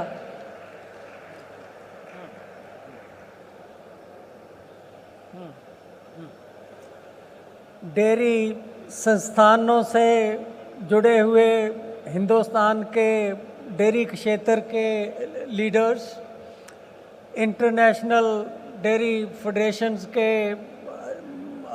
जुड़े हुए जो नेता और गेस्ट आज यहाँ आए हैं और स्टेज पर विराजमान हैं, और सभी डेलीगेट्स जो इस डेयरी कॉन्फ्रेंस में भाग ले रहे हैं. मैं आप सबको पिछले 50 साल में जो डेयरी में इंडिया ने उपलब्धियां प्राप्त की हैं उसके लिए बहुत बहुत बधाई देता हूं। मेरे से पहले जो ब्रजले जी ने बताया कि अब इंडिया का स्थान मिल्क प्रोडक्शन में दुनिया में सबसे ऊपर पहुंच गया है। आज से कोई 25 साल पहले अमेरिका हमारे से ज़्यादा दुग्ध उत्पादन करता था, लेकिन अब हमने उसे इतना पीछे छोड़ दिया है कि अब हम अमेरिका से लगभग 2 गुना दूध ज़्यादा पैदा कर रहे हैं और दुनिया का 25% दूध अगले वर्ष में अकेले इंडिया में पैदा होगा। इस उपलब्धि का मेन कारण ये है कि वर्ष अर्ली 1970s में जब ऑपरेशन फ्लड शुरू हुआ तब तक यदि आप देखो तो मिल्क प्रोडक्शन की ग्रोथ पॉपुलेशन ग्रोथ से भी कम थी और पर कैपिटा मिल्क अवेलेबिलिटी 1973 तक कम होती जा रही थी यदि हम 1952-53 से देखें। लेकिन उसके बाद में जो ग्रोथ रेट रहा डेयरी सेक्टर का वो एग्रीकल्चर के जो भी बाकी प्रमुख सेगमेंट हैं उनसे आगे रहा और ये बहुत हर्ष की बात है कि वर्ष 5-6 के बाद डेयरी के ग्रोथ रेट में और तेज़ी आई और अब डेयरी का और दूध का उत्पादन इंडिया में 6% से ज़्यादा ग्रो हो रहा है और आबादी की जो वृद्धि दर है उससे 6 गुना ग्रोथ रेट दूध का हो रहा है। अभी हमारी पॉपुलेशन केवल 1% बढ़ रही है और दूध का उत्पादन 6% बढ़ रहा है, तो आप अंदाज़ा लगा सकते हैं कि कितना एक पर कैपिटा अवेलेबिलिटी न्यूट्रिशन के एंगल से दूध और डेयरी कितना बड़ा रोल प्ले कर रहे होंगे।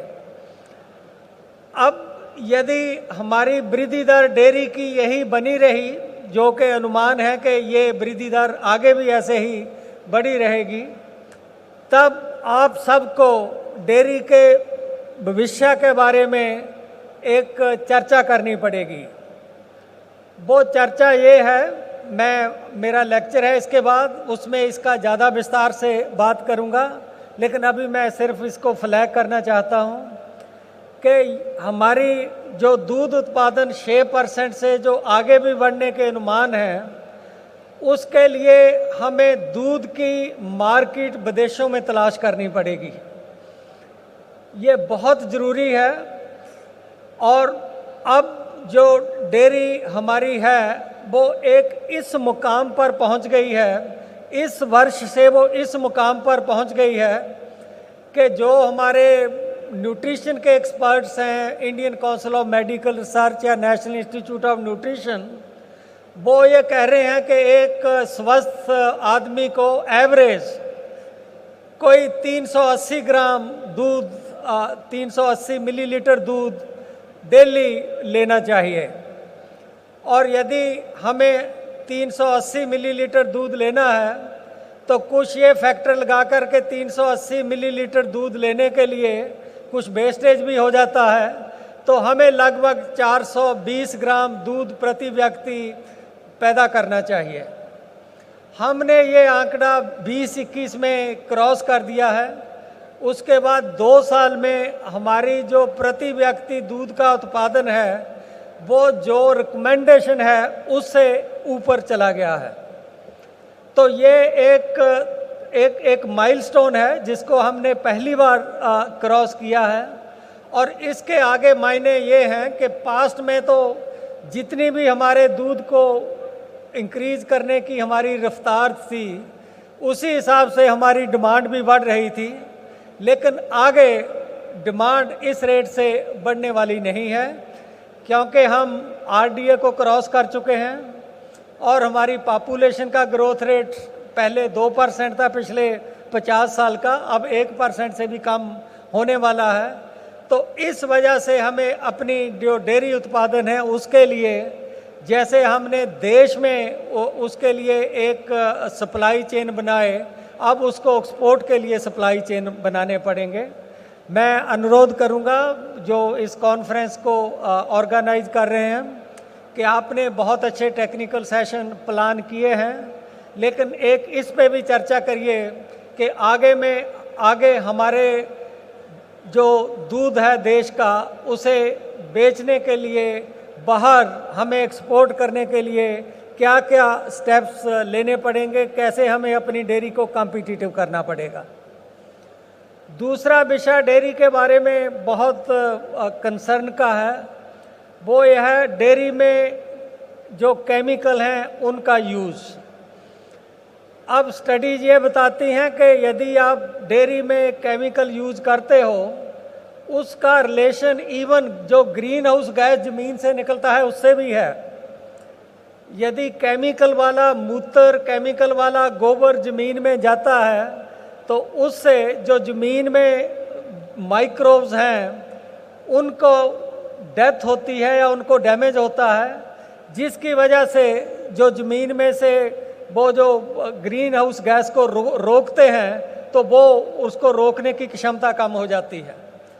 और अदरवाइज भी मिल्क क्वालिटी के लिए ये ज़रूरी है, एक्सपोर्ट के लिए ज़रूरी है कि हम मिल्क की सेफ्टी और मिल्क की क्वालिटी और केमिकल का यूज़ जो डेयरी में है उसको एक रेगुलेट करने के लिए सोचें कि हम उसको कैसे रेगुलेट कर सकें। तीसरी बात जो रूपाला जी ने कही कि अब केंद्र ने कई इनिशिएटिव लिए हैं। पहले डेयरी किसानों को क्रेडिट कार्ड नहीं मिलते थे, अब क्रॉप प्रोड्यूसर की तरह डेयरी किसान को भी क्रेडिट कार्ड दिए जाने की व्यवस्था की गई है। एनिमल हस्बेंड्री के लिए अलग मिनिस्ट्री बनाई गई है, अलग से कोऑपरेटिव की मिनिस्ट्री बनाई गई है। इसी तरह बहुत ऐसे इनिशिएटिव हैं केंद्र सरकार के जो कि डेयरी सेक्टर उनको इस्तेमाल करके अपनी शक्ति और अपनी प्रतिस्पर्धा को बढ़ा सकता है। तो मैं अभी जो मेरे को 5 मिनट दिए गए थे उसमें यही मेन मैसेज देना चाहूँगा कि हमें आने वाले समय में डेयरी को कॉम्पिटिटिव बनाना है, मिल्क प्रोडक्शन को कॉम्पिटिटिव बनाना है, उसकी क्वालिटी को इम्प्रूव करना है और उसे जितना भी हो सके नेचुरल इनपुट पे लेकर आना है, तभी डेयरी का भविष्य सुरक्षित होगा, नहीं तो हमें मुश्किलों का सामना करना पड़ जाएगा। बहुत बहुत धन्यवाद। जय Hind.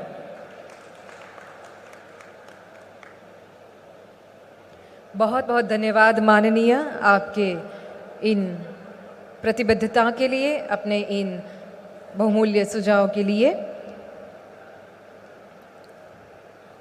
Ladies and gentlemen, today we have with us Chairman NDDB Shri Minesh Shah. Shri Minesh Shah has multidimensional experience in the dairy sector for more than 35 years in research and development, product and process development, project appraisal and finance, cooperative services and project management of the National Dairy Plan funded by the World Bank. आइए तालियों के साथ स्वागत करते हैं chairman एनडीडीपी Shri Minesh Shah जी का अपने keynote address के लिए।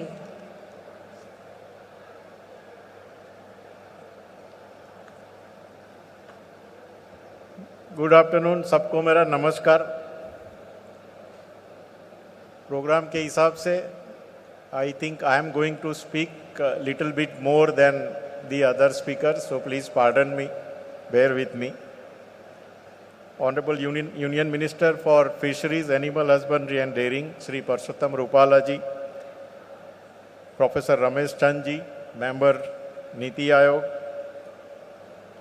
Mr. Cristiano Brizale, President of IDF, and Ms. Caroline Hammond, Director General of NDF, Sri Shamal Bhai Patel, Chairman GCMMF, and Sri Balamji Bhai Humble, Vice Chairman GCMMF, Dr. R.S. Sodi ji, President Indian Dairy Association, Sri J.B. Prajapati ji, Secretary General and Chairman IDA West Zone, my friend Sri Amit Vyas, Chairman IDA Gujarat State Chapter, Sri Arun Patil ji and Sri Ajay Khosla ji, both the Vice President of Indian Dairy Association, all the members of this DIC organizing committee, speakers, exhibitors, sponsor, all the distinguished guests and delegates of this, all the dairy industry, fraternity, farmers, ladies and gentlemen.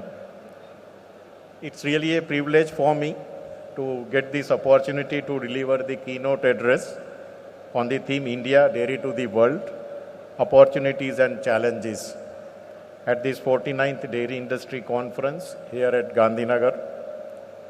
I would also like to congratulate IDA for choosing a theme that truly reflects the current times.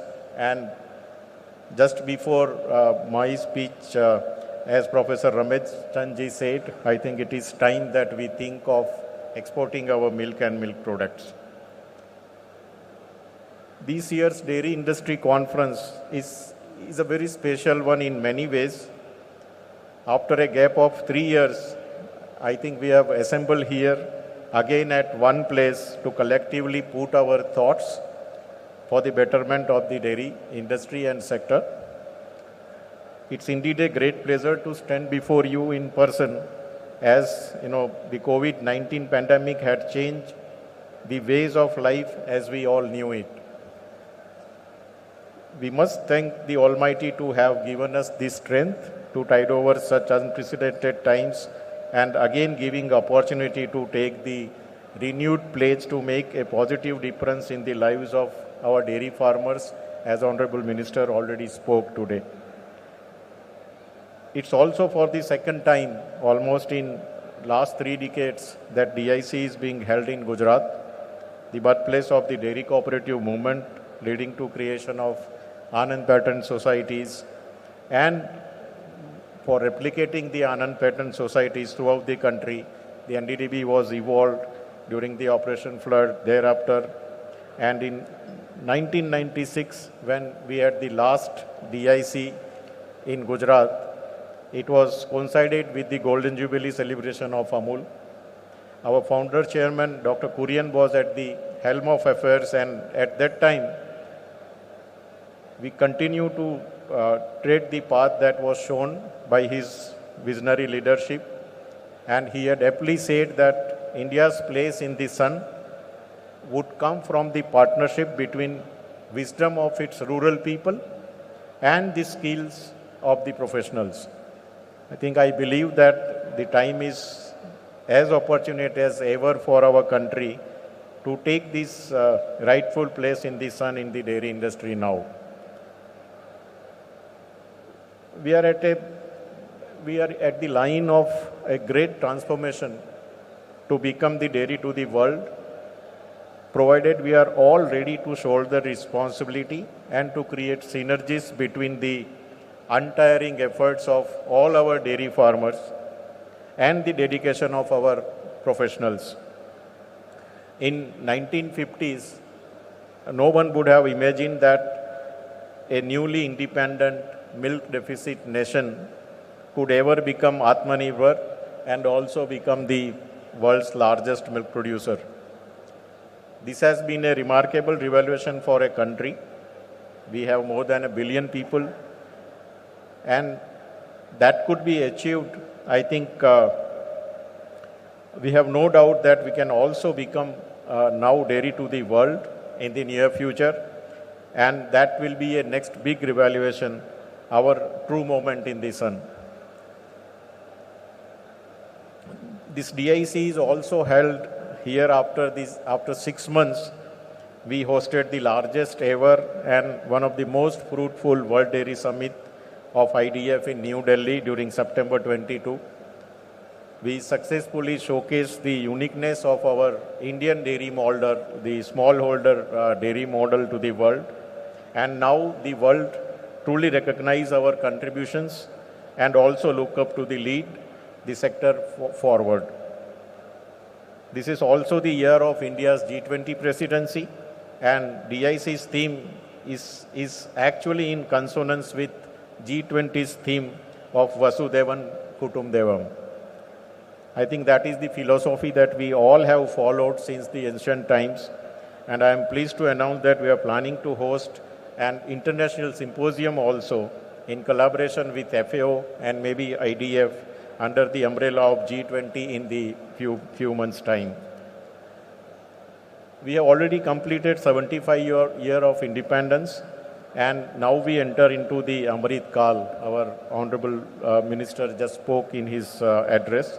And we have to focus all our energies now for the next 25 years to realize the government's vision of transforming India into a developed country and prosperous nation, as we will be celebrating the 100 years of independence in 2047. We have, I think, a blueprint ready for the Vision 2047, as Professor Chandji told just now. And it is about that time that we all effectively collaborate the synergies we have. And by 2047, we plan to increase the bovine productivity by 4 times. This will also give us opportunity to increase India's dairy exports to almost 15% of the total global dairy export, as our share now is less than 1%. And this will be built on a sustainable green practices so that we also achieve the COP26 targets. And through this platform, I would like to invite all of you to actively participate in this transformative expedition which we going to have in the next 25 years. As the earlier speakers also have told, milk production in India has been growing at a healthy annual growth rate of 6%, almost 3 times than the world's average growth.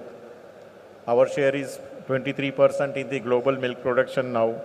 Per capita availability is also close to 427 grams per day, which is much more than the world average of about 310 grams per day.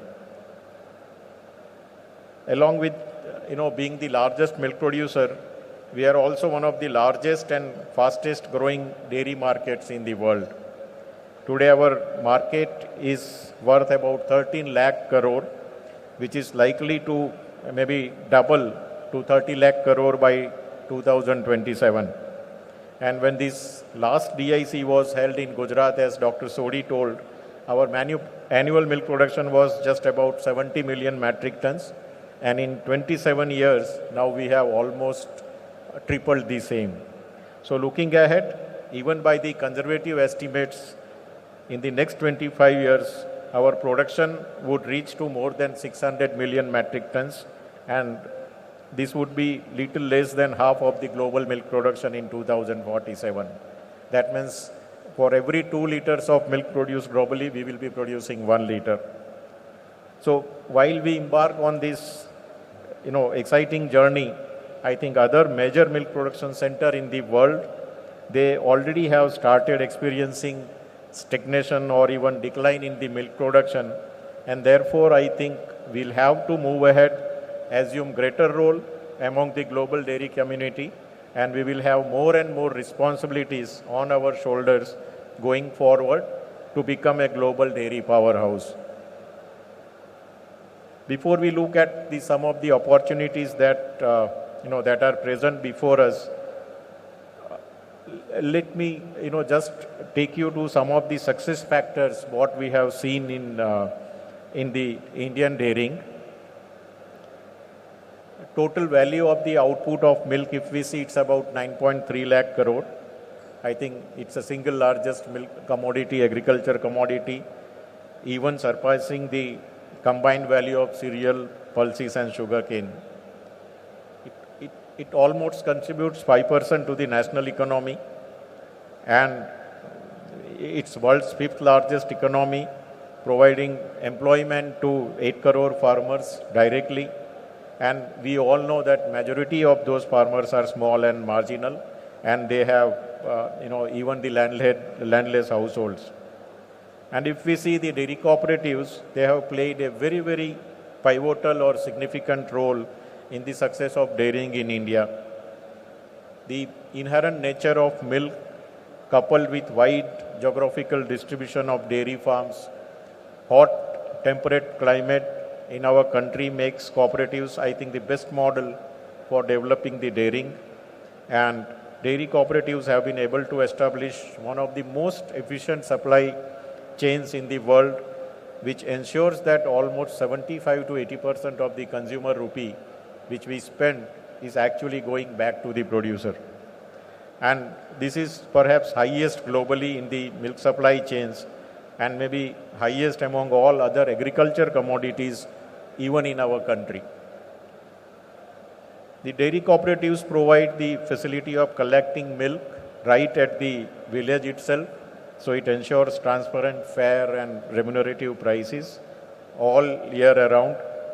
They also provide doorstep services to farmers like the artificial insemination, the disease control services, and I think dairy cooperatives are providing these services to the farmers much before the Amazons and Flipkarts of the world started home delivery. These features, I think, have kept our sector as a very, very attractive and remunerative livelihood option and a profession by choice for the farmers. It also continues to provide a steady stream of income to farmers even in the uncertain climatic conditions which we have observed in many areas like Maratha and Vidarbha. We saw 3 consecutive droughts. However, dairying was one occupation or one sector which was regularly providing income to the farmers. The cooperatives have been built very, very painstakingly, and as a result, we have seen the robustness. It has stood the test of time, and in the past 6 or 7 decades, the impact it has had on the social economic empowerment in the rural areas can never be overemphasized.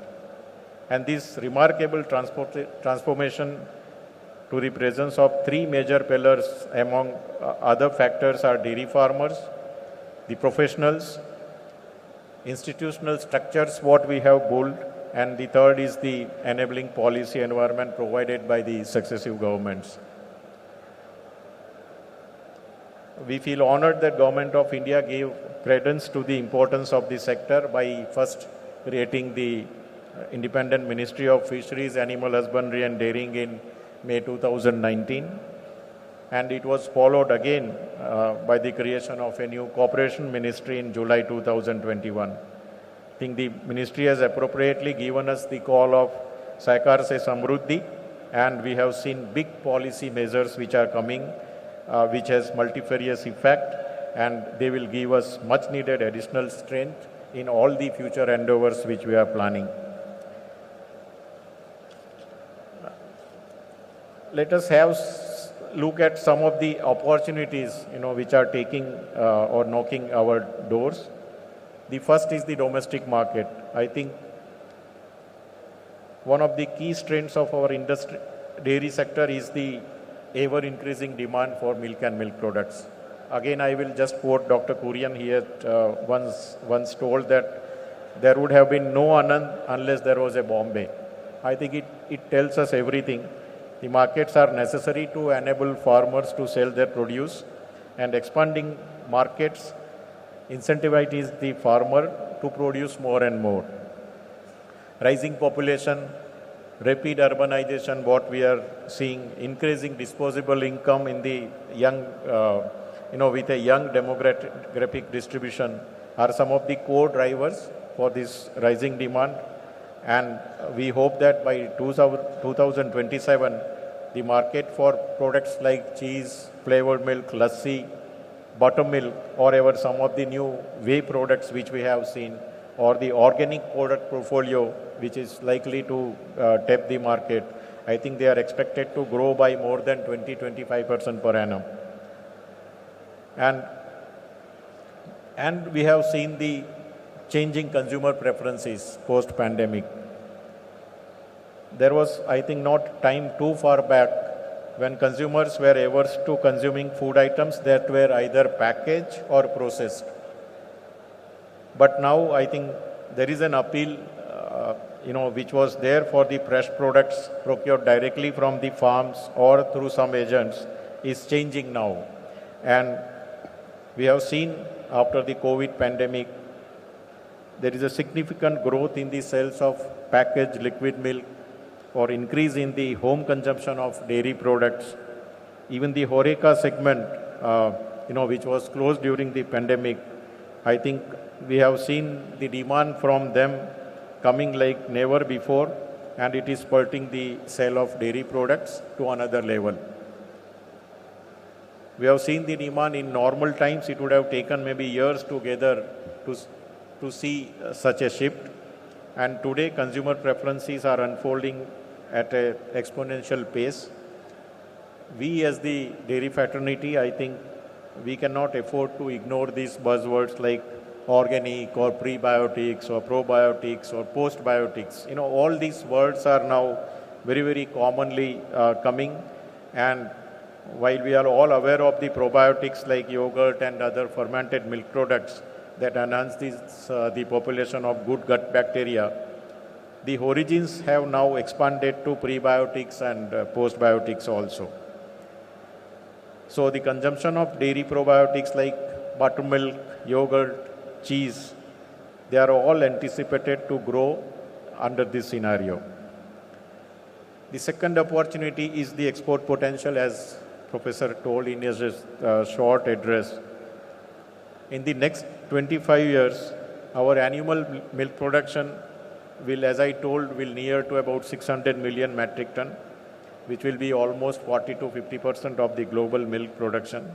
And this would leave us with an estimated surplus of not less than 100 million metric ton of milk, which we will have to target for the export as much as we can. So while we are currently just less than 1% of the global dairy exports, we have the tremendous potential to grow further, and we are in such a geographical position that most of our neighbor countries are major importers of dairy products. So we need to overcome all the bottlenecks that we have today, which is preventing us from exporting to our neighboring countries. Some of the factors that hinder exports are the uncompetitive prices, prevalence of FMD and other diseases in our country, lack of traceability in our smallholder dairy farming system. There are various sanitary and phytosanitary measures. There are some technical barriers to trade in the foreign market. Also the low visibility of the domestic products and ineffective marketing practices. So we'll have to look at all these factors, change ourselves, try to have the policy shift wherever required, and the strong presence of Indian diaspora around the world, I think will ensure that we have the assured market for our homegrown dairy products. I think just finding a pack of ice cream of Amul or Nandini or Mother Dairy on the shelves of a supermarket in the distant countries will put a lot of smile on their face and feeling of nostalgia for the motherland, for the Indian immigrants. This was also in line with, I think, Honorable Union Minister of Home Affairs and Cooperation, Sri Amit Shah ji, when he guided us during his speech in the World Dairy Summit in Noida. And we have seen how he was instrumental in setting up the dedicated export houses, cooperatives that will immensely help the dairy cooperatives. We already have the multi-state cooperative which will all look for only the exporting of milk and milk products. The dairy cooperatives with the association of this kind of export houses will be able to earn even better revenues for our dairy farmers, and affordable Indian dairy products will also help the underdeveloped and developing countries, especially our neighboring countries, Africa, to meet their nutritional demand and help fight the malnutrition also. So I think we have no doubt that India could be the dairy powerhouse to the world. We should get much better equipped to feed not only our domestic population, but also the export to the rest of the world. The another opportunity is, I think, Vasudevam Kutumbakam, as we are saying. So India always believes in this, and for the greater good of the global community, I think many of our neighboring countries have smallholder milk production system like India, but they don't have the dairying as as developed as what we have seen in our country. And again, the Honorable Minister of Home Affairs and Cooperation, he expressed his desire at the World Dairy Summit of IDF that if these countries need to be supported with the Indian smallholder dairy system, I think it should be replicated to see the transformation of their dairy sector also like what we have done. And I am happy that in this direction, NDDB is already helping Sri Lanka in formulating a large-scale dairy development plan. We are in talk with them to form a joint venture between both the countries. And we are also in discussion with Nepal for strengthening the dairy cooperative movement for betterment of the dairy farmers. Some of the challenges, I think, as our Honorable Minister told, the first one comes is the low productivity of our animal. We are the largest milk producer. We also have the largest bovine population, but our dairy sector is characterized by very low productivity of animal. And it's, I think, almost half of what is the global average of the productivity for the animal. So we should have the vision to enhance the productivity to reach at least 7,700 kg per animal by 2047. This will also means that we'll have to have scientific feeding and breeding technologies which will be adopted by the farmers to ensure that we tap at least 90% of the genetic potential of the bovines from the about 70% level as of now. We have already taken steps in this regard. NDDB is working as the implementing agency for the Rashtriya Gokul Mission scheme of Government of India. It aims to improve the milk production and productivity of bovines by enhancing the coverage of artificial insemination using semen from high genetic merit bulls. It also aims to conserve indigenous cattle and breeds. We have some of the best breeds available in our country, and NDDB has taken on multiple activities under RGM, such as implementing the progeny testing and the progeny selection programs, importing bovine germplasm wherever required, strengthening the ET and IVF technology, undertaking the pilot project of AI with sex semen, so that which will help us to produce more and more female cows, besides providing the training and monitoring of AI in the northeastern states. Genomic selection methodology, I think, is also required in our country to ensure faster herd improvement. NDDB has already developed now buff chip for the buffaloes and indus chip for the cows.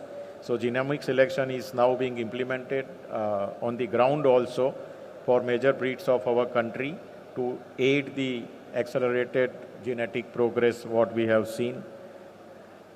This technology is now being combined with the use of sex semen and OPU IVF technologies. So all these systematic breeding technologies, I think, will multiply elite females, reduce the birth of unwanted male cows, and it will ensure efficient and sustainable dairying. The second challenge which we are facing is feed and fodder shortage. As I told, the demand for milk and milk products is growing rapidly, and to cater this demand, we'll have to produce more milk, improve the productivity of our animals, but we also require simultaneously good quality feed and fodder for all our livestock. We do not have now luxury of vast pasture lands which we see in the dairying developed nations, or the grasslands that can be put to use as grazing lands for the vast cattle population. This also, coupled with the huge population density we have, and intense agriculture system, I think further limits the land available to be brought under the fodder grass cultivation. So if we see now, the area under fodder cultivation is hardly 4.6% of the total cropped area, and this is almost static in last 4 decades. We have started working in this direction. Government of India has recently sanctioned setting up of 100 fodder-centric FPOs to NDDB, and this will actually help us to put emphasis on enhancing the fodder seed processing capacity, and from the current capacity of about 4,000 metric ton per annum, we are eyeing to have a growth to about 15,000 metric ton of fodder seed production. The third challenge we face is the share of the organized sector, which we all know that our sector is largely dominated by the unorganized dairy sector. So I think be it cooperative institutions or the private institutions, we all need to put our strength to see that we have more and more milk coming to the organized sector, which will also help us to improve the quality of milk and milk products. And last challenge we have is the climate change and sustainability. So I think while we are growing in terms of milk production, we are also growing in terms of demand for milk and milk products. We'll have to see that the climate smart dairy farming becomes operational in our country as well. We are able to achieve the net zero greenhouse gas emissions target which government has set.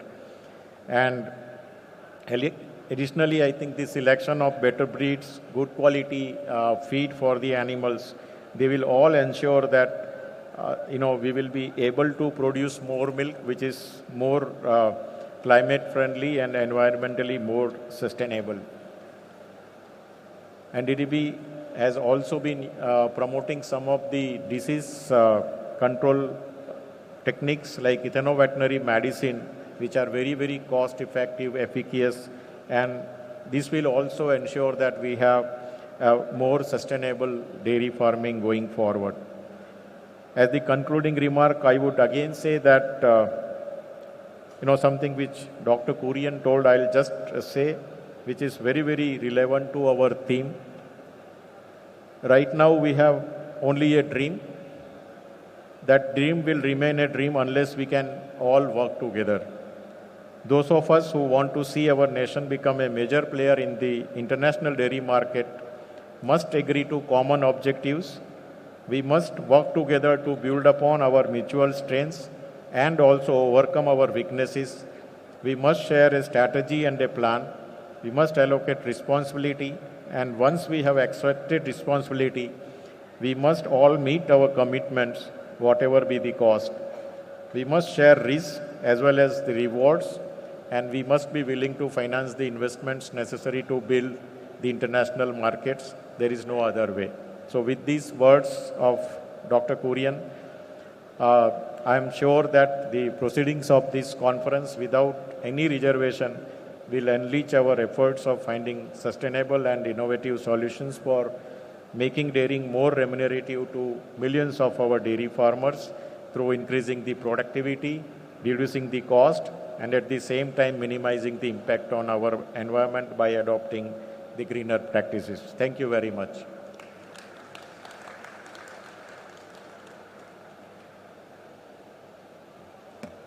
Thank you very much, sir, for sharing your important remarks on upcoming opportunities in dairy sector. Thank you once again. देवियों और सज्जनों, इस त्रिदिवसीय सम्मेलन में शाम 6 बजे तक एक विशेष प्रदर्शनी का भी आप लाभ ले सकते हैं। इस पूरे सम्मेलन में विभिन्न विषयों पर एक्सपर्ट्स के सेशंस, लेक्चर्स का आयोजन किया गया है।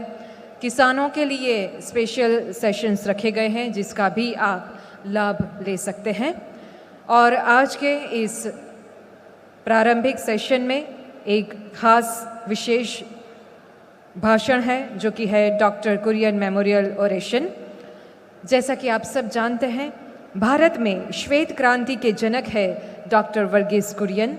उनके योगदान को नमन करते हुए उनके नाम से प्रतिवर्ष एक विशेष भाषण का आयोजन IDA सम्मेलन में किया जाता है।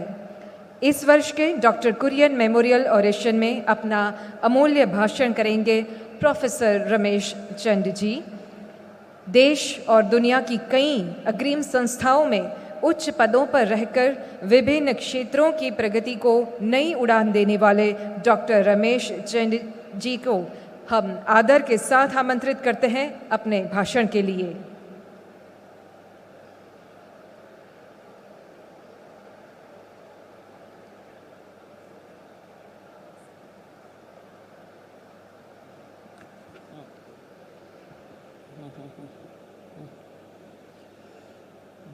Dignitaries on the stage, dignitaries in the hall. I am told that grandson of late Dr. Varghese Kurian is also there in the audience. I acknowledge your presence, Siddharth ji. Friends, I feel honored to deliver Dr. Varghese Kurian lecture in the 49th Dairy Industry Conference.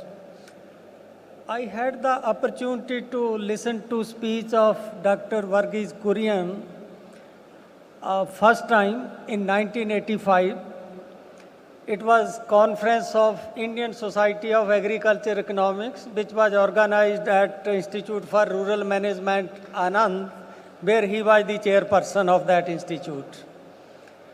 He made one very important statement during his address to that conference, and that statement has changed me throughout since 1985.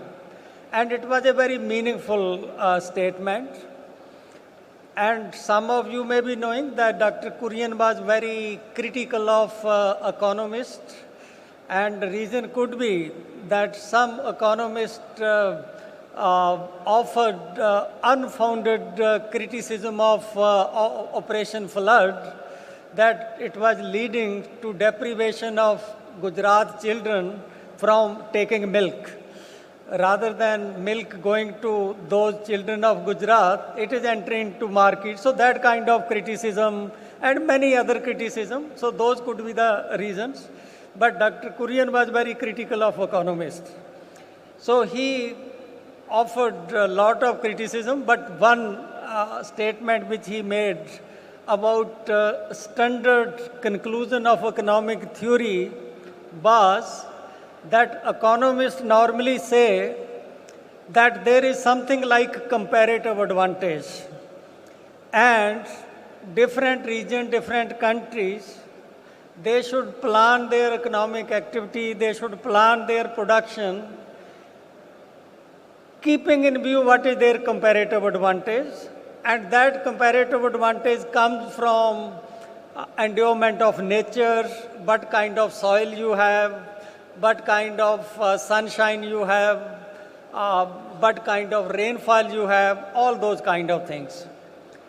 Dr. Kurian said that this concept of comparative advantage is a fallacy spread by you economists, and it has no basis.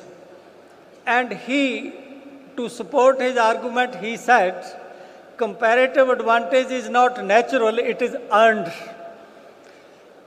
What he mean was that you can earn comparative advantage through institution, through technology, and through policy. And I think it was this conviction which made him to create seat of white revolution in the state of Gujarat, because if you look at Gujarat from comparative advantage point of view, I think there was not much green fodder in Gujarat, there were not much pastures in Gujarat, but still Gujarat emerged as a seat of white revolution. After that, we found so many other successes in agriculture in this country, which were not consistent with comparative advantage. Like we know that rainfall is very less in the state of Punjab, but it emerged as a big producer in rice. Rice was not grown even on 5% area in the state of Punjab in 72. But it was the electrification of 2 well and procurement at MSP that now you find that in Rabi season more than 80% area is under paddy cultivation. So like this there are so many examples. Why I am saying this with so much emphasis is that sometimes we are bogged down with some belief which can be proved wrong if we have conviction that there is a particular goal and we want to achieve that goal. So I think that conviction led Dr. Kurian to have this white revolution in a state, and now we are seeing that any state in India which created mechanism for procurement of milk, whether through cooperative or any other mechanism, that state recorded for a long period more than 5-6% growth in milk production. And we have seen it that today if you look at growth of milk production, except state of Kerala and some northeast states, everywhere else you just find that some pockets of white revolution are visible throughout the country. So when the organizer asked me to deliver Burgese Kurian lecture, I responded positively, and I have already given my lecture. I hope they will print it and they will share it with you. I will not read out the entire lecture, but I will pick up some important messages from that lecture which relate to agriculture sector, overall economy, but I would pick up dairy in particular to bring thought of Dr. Kurian into focus and say something on dairy. So as we know that the story of revolution in agriculture started with the Green Revolution in late 60s, and that compelling reason was food shortage, food scarcity, and we were not able to import. But after adopting a particular kind of technology, we found that within 13-14 years, by 85, India's import of cereal were reduced to 0. So that is what I think convinced India about power of technology, and the country learned so many lessons that we need to provide supportive policy for adoption of technology. So that I would say by the first taste that how you can have revolutionary kind of changes even in a sector like agriculture, which many Western economists thought is a traditional or conservative sector where much exciting doesn't happen. But then this green revolution technology was restricted initially to rice and wheat, only to 30% of the gross cropped area of the country, and need was felt to take this kind of success even in other sectors. And at the same time, the way India faced a serious shortage of cereal, as I mentioned earlier, that between 1953 and 73, per capita milk production in the country declined. That also created lot of shortage of milk. Like we were importing cereal, some of you may be knowing that we were importing lot of powder milk from USA, Europe and other places. And we as a student in school were forced to drink that milk, though we never liked it. Sometimes we used to miss class and run from the school so that we are not forced to drink that milk. It was so repelling, not at all palatable. So I think it was that background in the light of which India started Operation Flood in early 1970s. Again, as I mentioned earlier, that since the beginning of Operation Flood, the success of White Revolution has been so impressive, so convincing, that it turns out to be outstanding compared to any other kind of success in case of agriculture. I will speak in detail on this little later. But when we were having very good growth in cereal and very good growth in milk, the shortage of edible oil appeared on the horizon. That India became very big importer of edible oils by 1985. So then need was felt to have some kind of breakthrough in case of oil seeds. And Dr. Kurian's name is associated with that yellow revolution also, because he produced that dhara, mustard oil, that kind of thing. So because of that shortage, again, between 85 and 95, production of oilseed in the country doubled. The biggest success was achieved in case of soybean, and production of soybean between 85 and 96 increased 5 times, from 1 million ton to 5 million kind of tons, and it happened entirely on rain-fed agriculture. Even now, area under irrigation of soybean is 0.5%.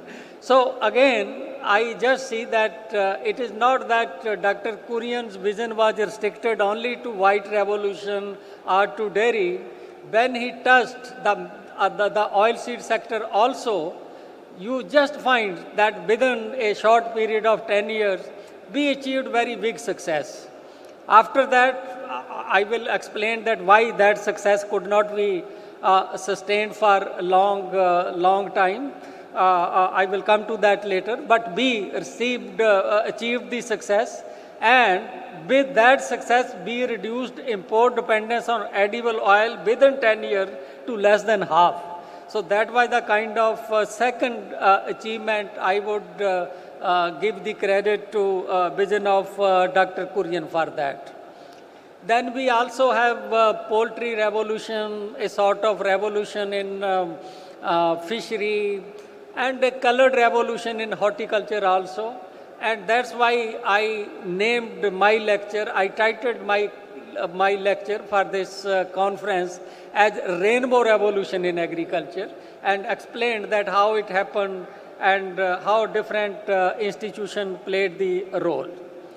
So if we take stock of what are the important messages of last 50 years, early 70s or late 60s till 2021, so that we can learn from those messages to use those messages for future growth and development of agriculture, to promote prosperity of farmer, to improve nutrition of people. You all know that during all these 50 years, whether we take cereal, whether we take egg, milk, any kind of food, except pulses, there was much higher increase in production than there was increase in population. In the 50 years, the per capita aggregate production, if I sum up 9 foods, cereal, edible oils, pulses, milk, meat, egg, fish, and sugar. So if I add all those, then during these 50 years, per capita food production in India almost doubled. It increased by 80%. So I can say that that is between 71 and 21. Then if I consider next 2 years, so I can say that we are close to doubling of per capita food production. Meaning is that in 1971, India was producing 1 kg of food per person per day. But now we are producing 2 kg of food per person per day.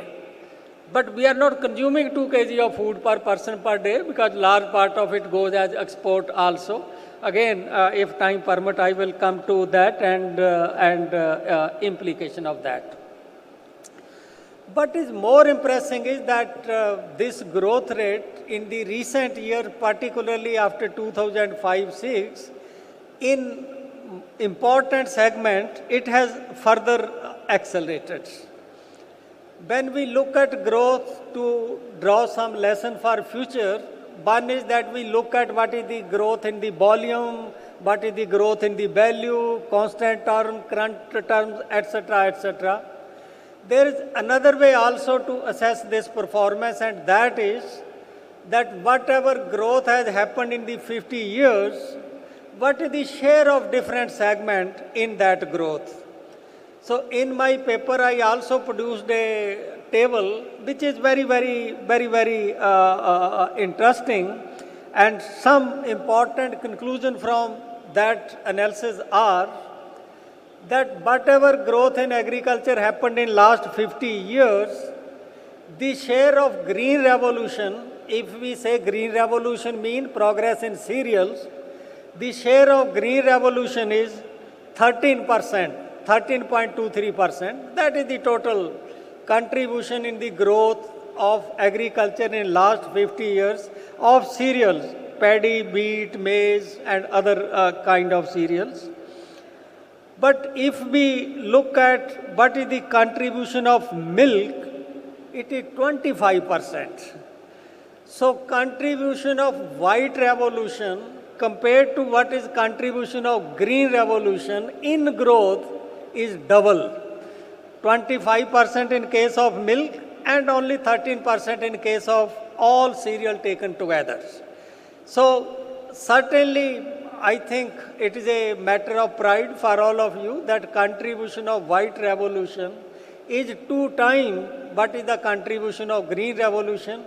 But many a times we talk about green revolution and also considering that probably white revolution is also subsumed within the green revolution, and green revolution include everything that happened in agriculture.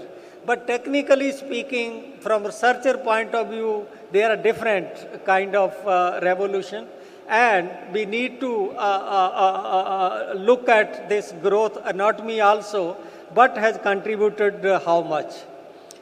The second finding from that is that contribution of poultry to the growth of total growth of Indian agriculture in last 50 years is as high as contribution of wheat, because wheat comes top in terms of crops. So contribution of poultry is also as high as the contribution of wheat, and it is 6.3%. And thirdly, the contribution of fishery to this growth process is higher than what is the contribution of any single crop like wheat, and contribution of fishery is 7.8%. So with these kind of contribution and our present growth rate of fishery being 7%, livestock 5%, milk more than 6%, total crops 2.5%, horticulture close to 3.5%, non-horticulture crops only 2% are less than that. So these differential rate of growth have changed the total picture of agriculture. Like if you look several years back, share of crop sector was very high, but over time the share of crop sector is shrinking, share of livestock is increasing, and share of dairy is increasing still in a very big way. And these changes point to a clear trend in diversification that has happened in agriculture. In fact, much of this diversification has happened because it is driven by demand side factors, and whatever support government is giving in terms of procurement, MSP, and input subsidies, that has slowed down the speed of diversification. If that support was not there, probably diversification would have been much higher. So this is just how you just look at it. I think it is also important that whatever growth we have in food, per capita production doubled in last 50 years, whether we are able to address the nutrition, whether we are able to bring down anemia or other kind of deficiency in our population. If we look at overall incidence of undernutrition or what is also called hunger, we have FAO data beginning from 79-80. In 79-80, 38% of population of India was found to be undernourished or hungry. That percent has come down to 16% 5 years back, and recent 5 years back, it is stuck there. It is stuck there. We need to discuss it, why it is stuck there. And also, if we look at anemia, 50% women, even in Green Revolution states, are anemic. More than 50% children are anemic. So we need to address it, and we need to analyze why we are not able to make further improvement in nutrition, why we are not able to reduce anemia if our growth rate in food production are like this. And what kind of food can help us in improving the nutrition? I come to different type of foods. You know, different kind of food contain different type of nutrition. In the case of cereal, right now the growth rate is 2%, but even if India has 5% growth rate in cereal, there is no possibility of improving nutrition of people of India through that growth. Reason is very simple. Preference of people to consume cereal is declining. Per capita intake of cereal is declining. Therefore, whatever growth we have in cereal, if it is more than 1.5%, that is very useful for export. It's not that it is not it is useless, it is not needed. That's very useful for export, but it will not improve nutrition of people of India. Even after we started giving 40% of cereal supply to two-thirds rural and 50% to two-thirds population of the country, we just find that percent of undernourished population is not improving. So if we want to improve nutrition of people, the only way is that we give those kind of food to people, we enable people to consume those kind of food more, which they prefer to consume. We can't force down the throat more cereal of the people if they don't want to consume it. So if at this stage we want to improve nutrition of our people, we need to put more emphasis on items like dairy, items like pulses, and items like fruit and vegetable. But incidentally, in case of fruit and vegetable, you don't have basic kind of nutrient, protein, energy also very less. So there, the candidates like milk, like eggs, fish, and pulses, they are very, very important. Also, if we want to learn from vision of Dr. Kurian, we need to look at that whatever growth we have achieved in different sectors, what were its sources?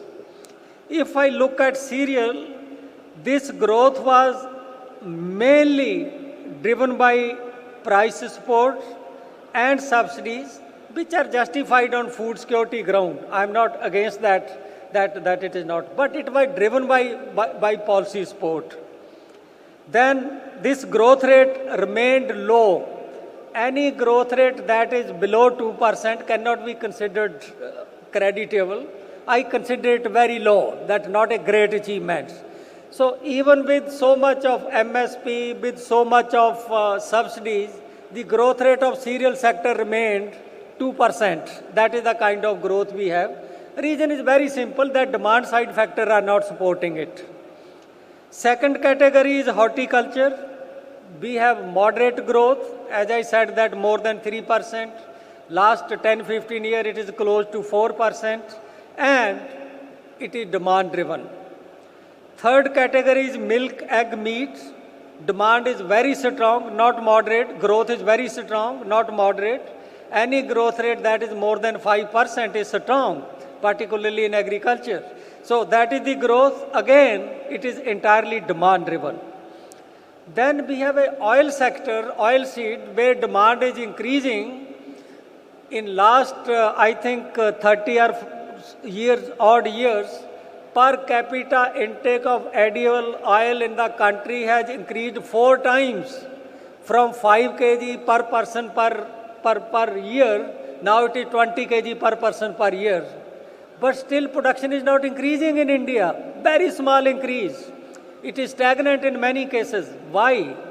So here, though demand side factors are favorable, but if technology is not happening, you can't help it. And in case of edible oil, the reason is that domestic technology could not keep pace with global technology, which had very fast pace. We know the kind of technology in canola, in soybean, globally, we are no match. We are not able to have any technology in mustard. So that is the reason that here demand side was favorable, but technology was not there. In case of pulses, demand is there, but technology is missing in the country, and even globally also we have no technology in case of pulses. So these are some of the factors which can explain why different kind of sectors, they were increasing at different rates. Now I come to performance and prospects of dairy sector. Dairy sector not only has high growth rate, it was also very stable growth. Because if you look at data from 51 onwards, even if India had very severe drought, there was no decline in the production of milk in the country. So growth of milk not only pushed the growth, it also impart stability to the growth rate.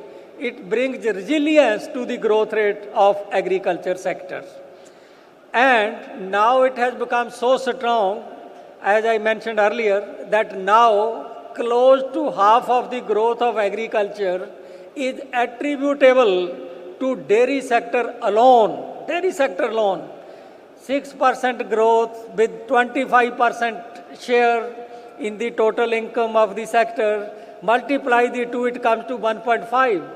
And overall growth of agriculture is 3.2. So almost half of it because of dairy sector.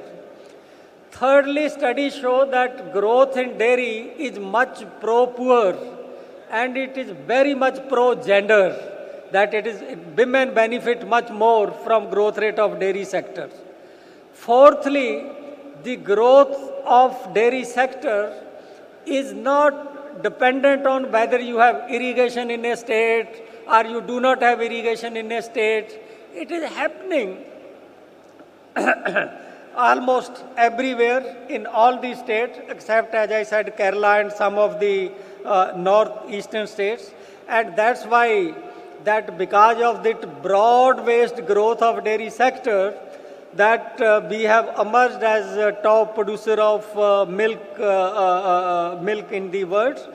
And largely the credit goes to institution of cooperative, especially for marketing of milk, investment in milk processing, artificial insemination, and one more big, very important factor, absence of restrictive regulation on milk marketing and trade. I used to say with conviction, if there was APMC kind of restriction on milk, perhaps milk would not have seen the kind of growth it has seen. Since farmer is free to sell his milk in the village, to the cooperative, to the Nestle, or to any other, I think that freedom, that absence of restriction by the law has been very, very favorable for growth rate of this sector.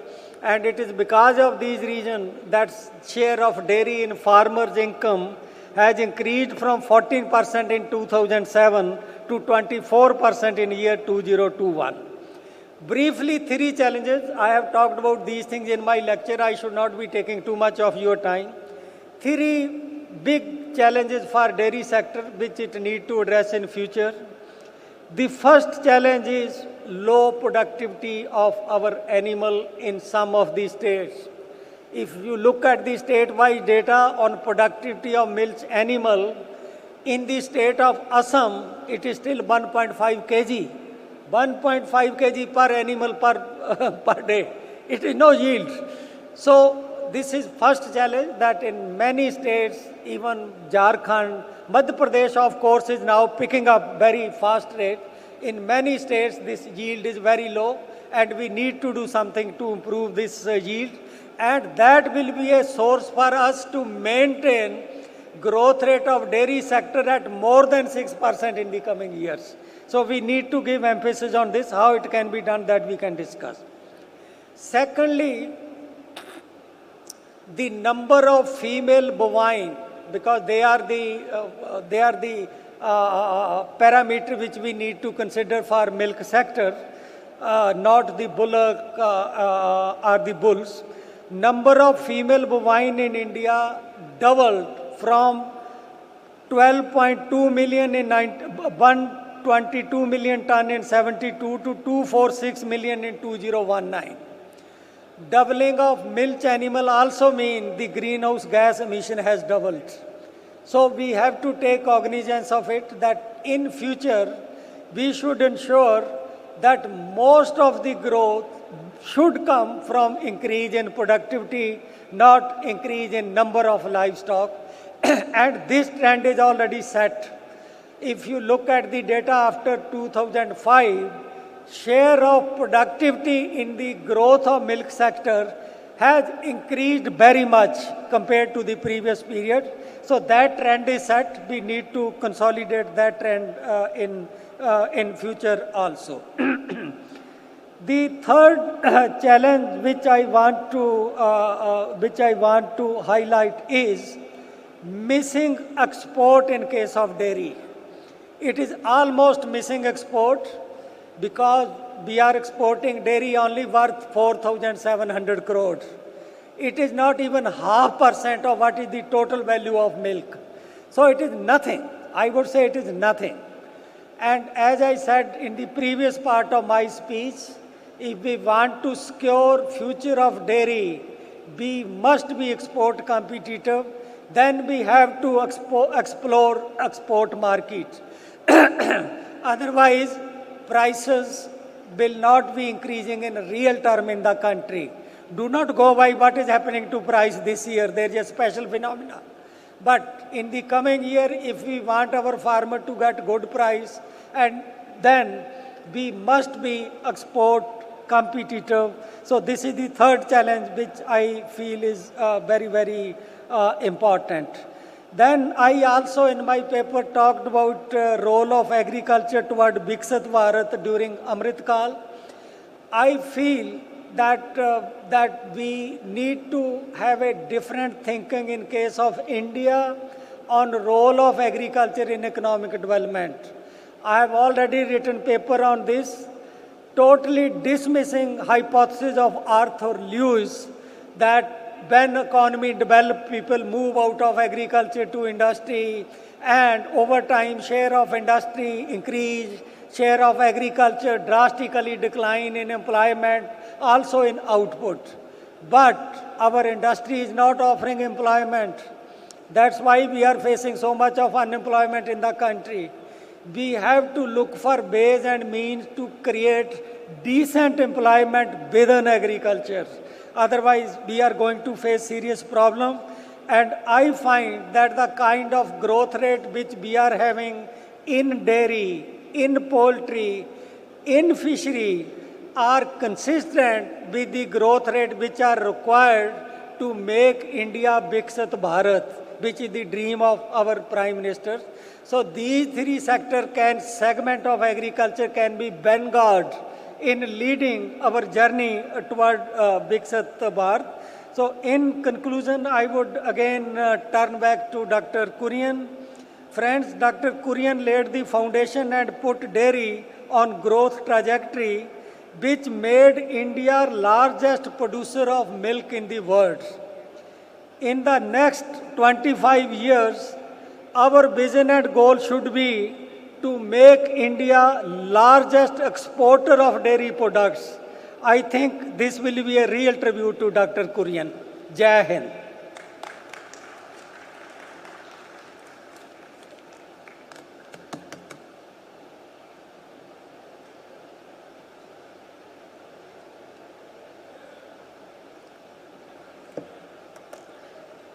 Informative, insightful, and inspiring words. Thank you so much, sir, for your Dr. Kurian Memorial Oration.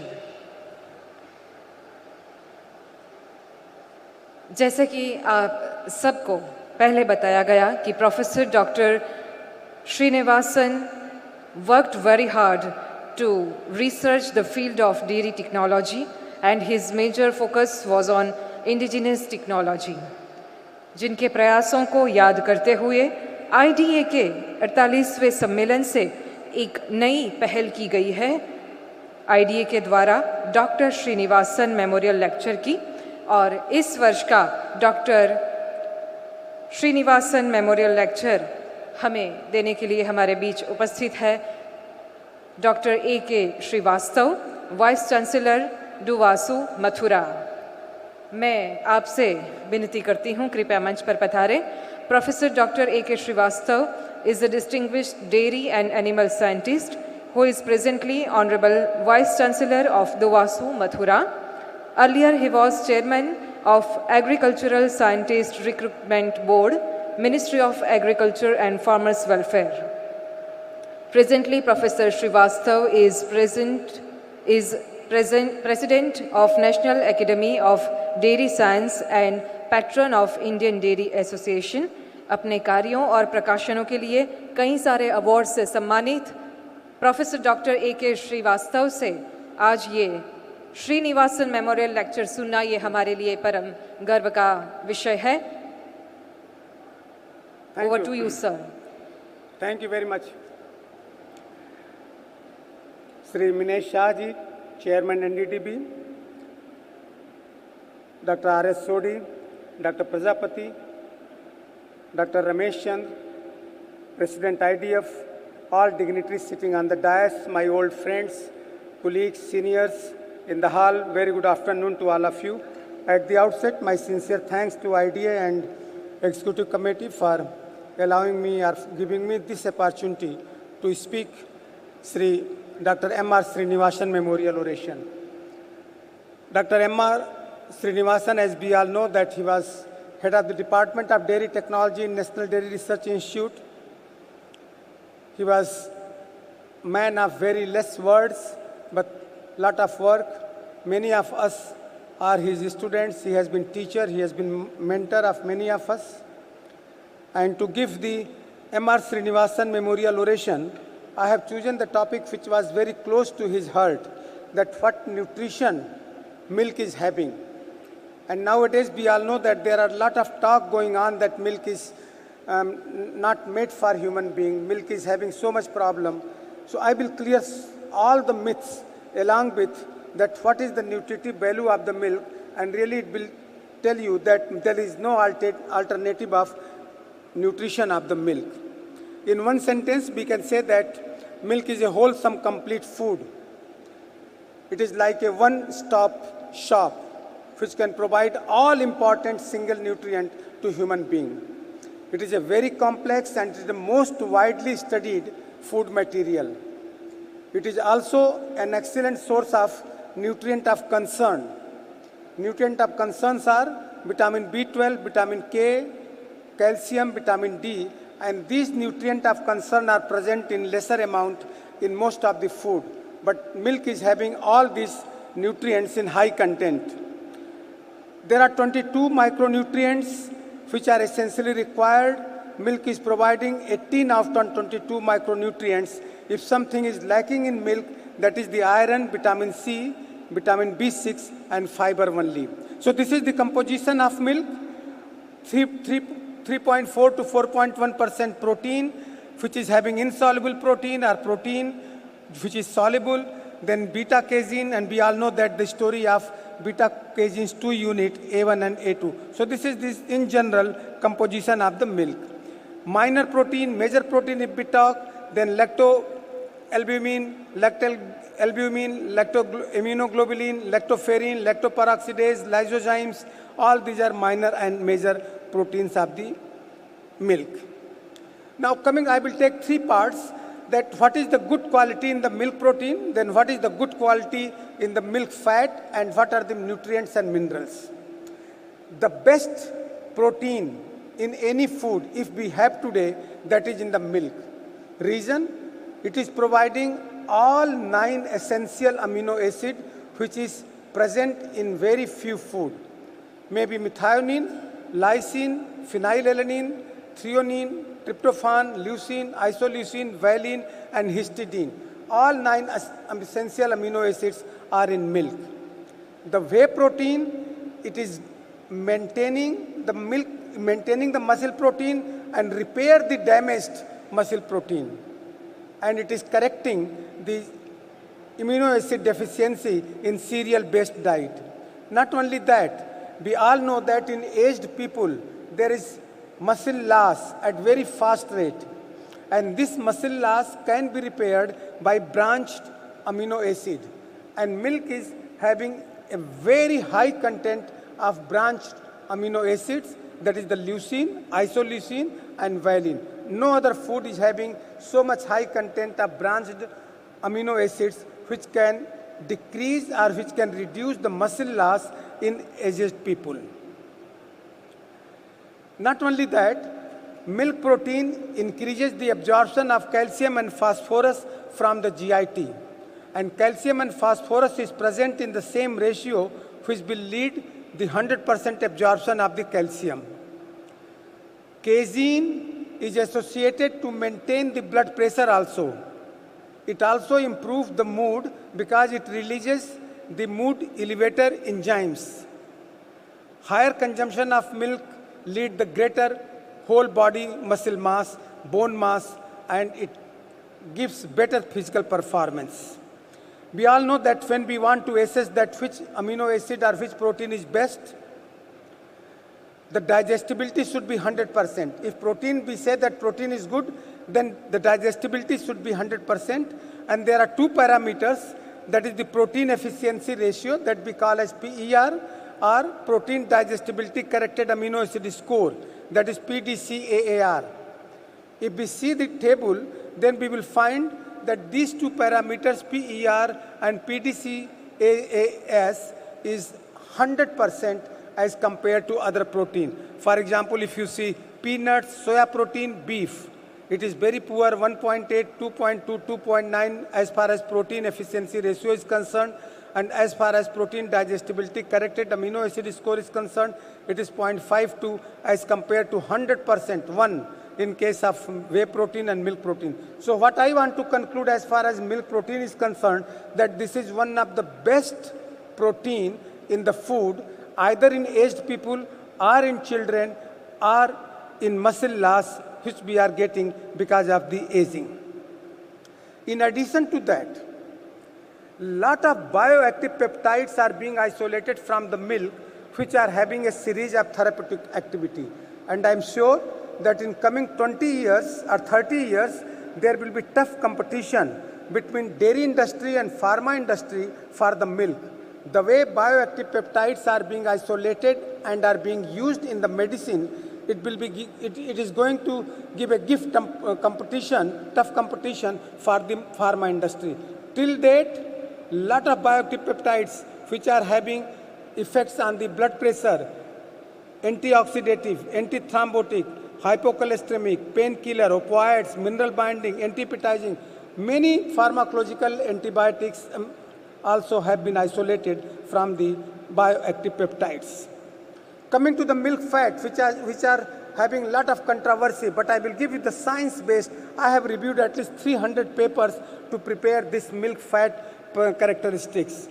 It is a notable fat which provides energy. Not only that, all fat-soluble vitamin A, D, E, K, and many bioactive peptides are in this milk fat. And many of the fatty acids are bioactive fatty acids. And that is the reason that the trans fat, which is present naturally in the milk, that we also call as ruminant fat is good for the health. However, trans fat, which is present in other marketed food, is bad for the health. There was a study in 145 Latino children, and it was found that if children were provided the milk with higher fat, with full fat, then there was less chance of childhood obesity. In another experiment, it was found that in 18,000 middle-aged elderly women, it was found that full fat milk was helping to reduce the weight and to reduce the obesity.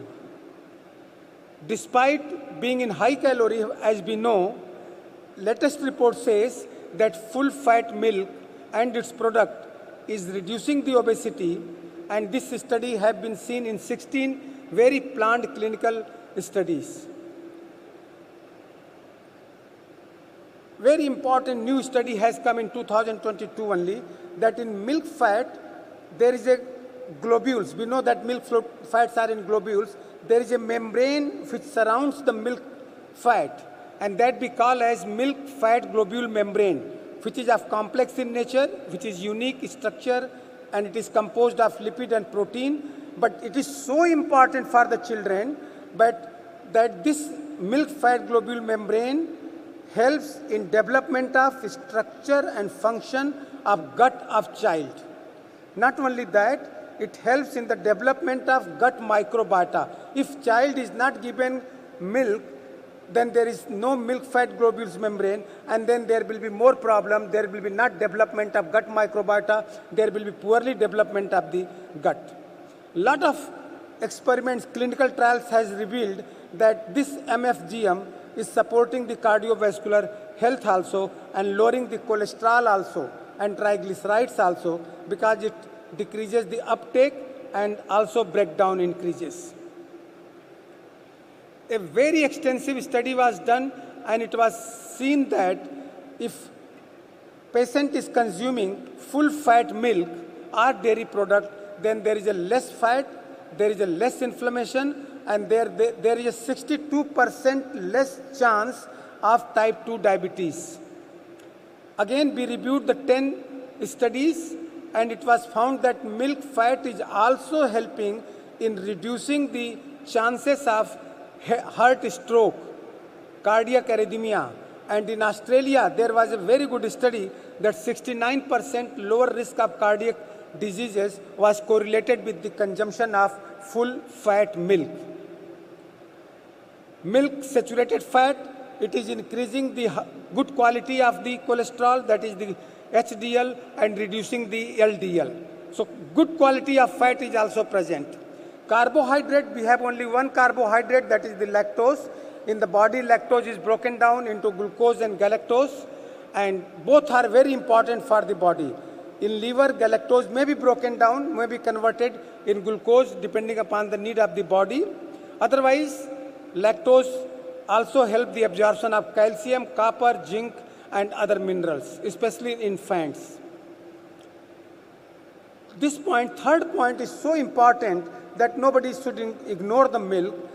Galactose, which is formed due to broken down of the lactose, galactose is important component of cerebrocytes and gangliocytes and mucoproteins, which are important constituents of the nerve cell. Galactose is also important component of a molecules which determine that which type of blood cell we are having. It is A, O, B, or what type.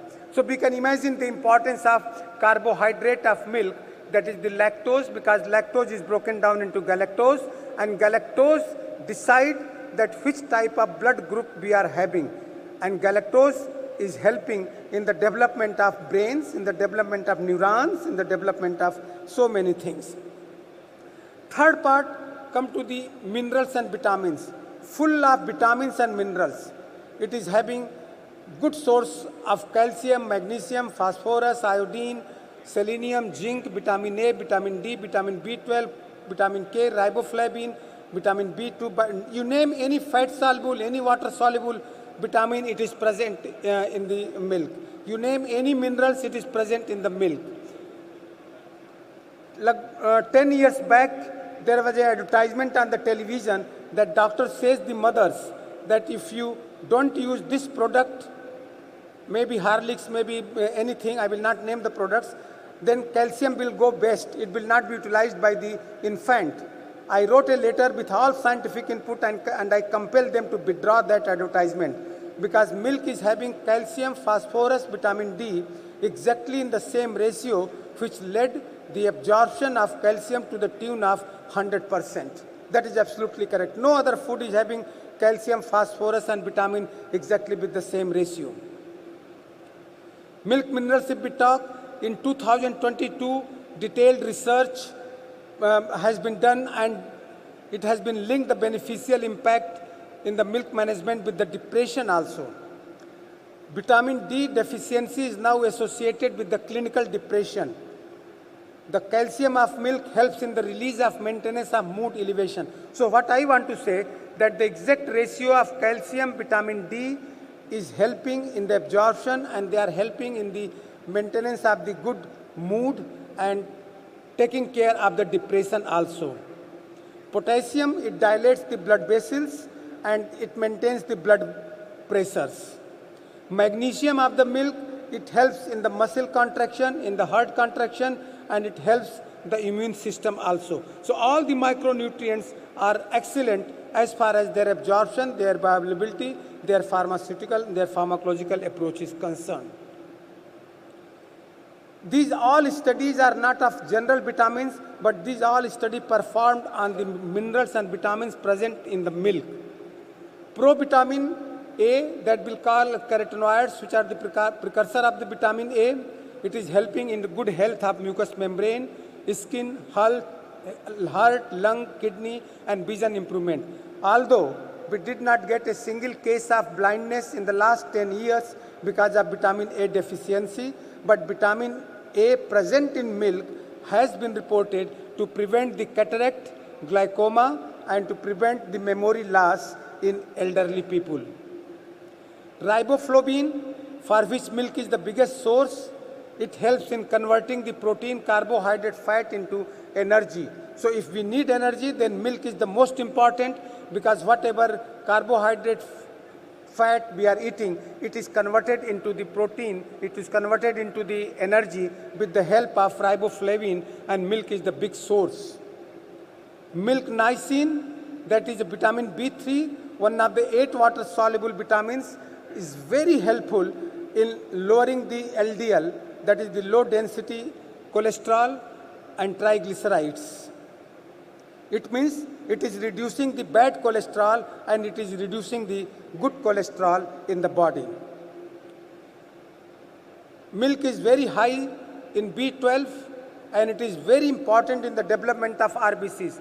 Dr. Ramesh Chandra was talking about the anemia. And anemia, because of the deficiency of iron, because of deficiency of synthesis of the RBCs. And this synthesis of RBC is with the help of vitamin B12, for which milk is very high source.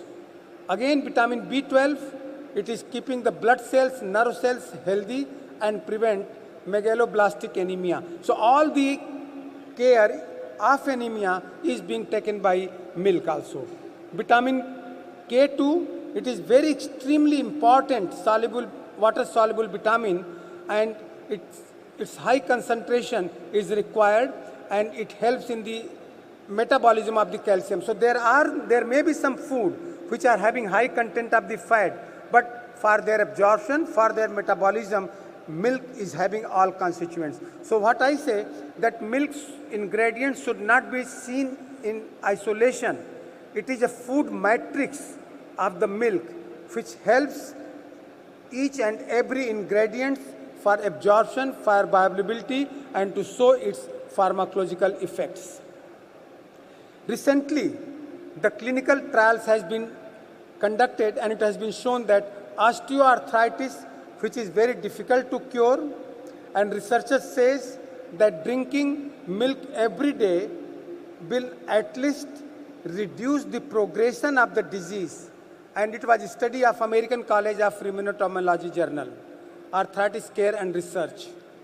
Osteoporosis, which is characterized by decrease in the bone mineral density.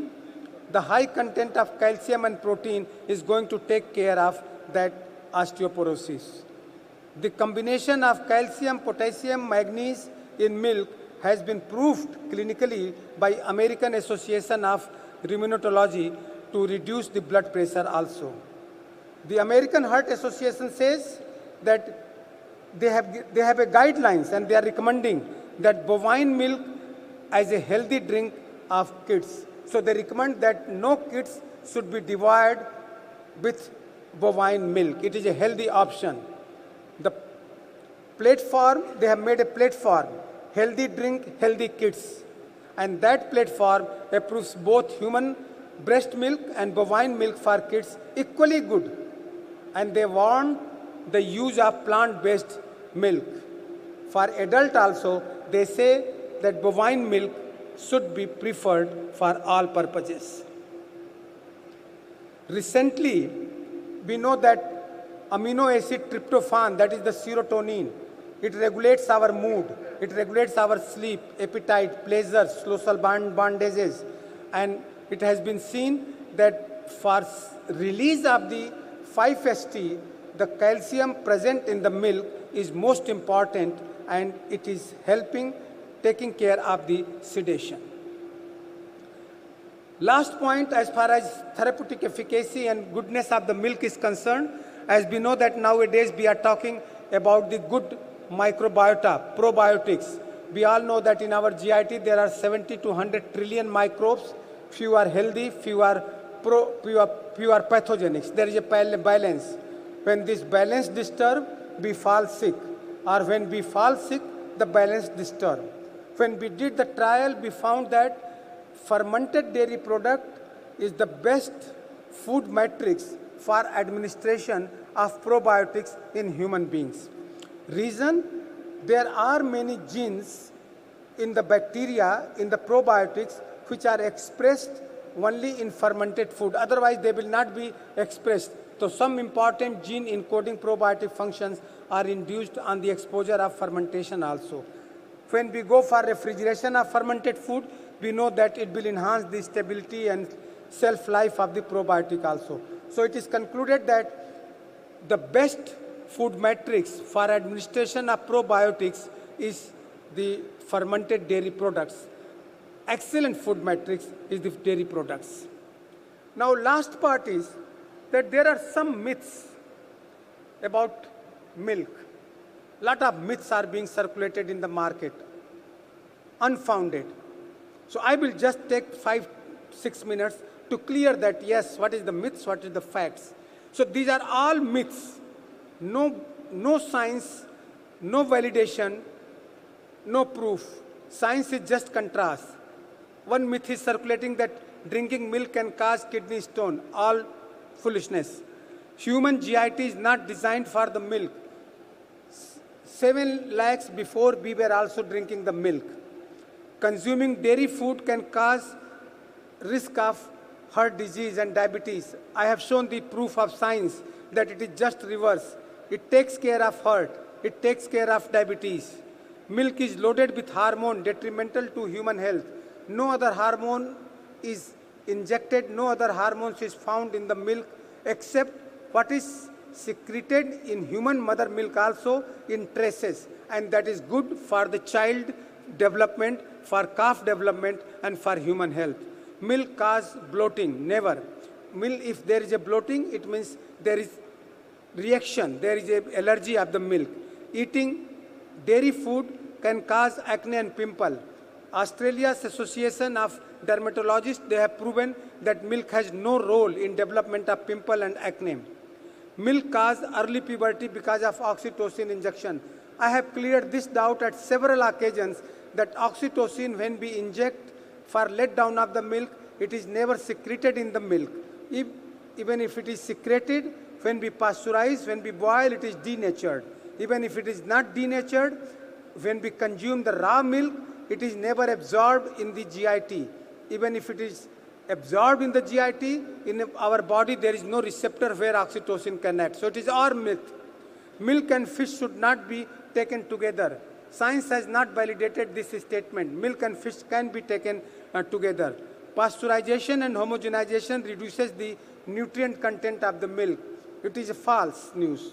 Pasteurization, boiling, homogenization has no effect on the milk nutrient, and nutrient has remained intact. Now 5-6 more slides to open the eyes. Now people say, a group, that oat, I will never call as oat milk. It can be called as oat beverage. Oat milk is an alternative to milk. And these are the 5-6 points. This cannot be called as a milk.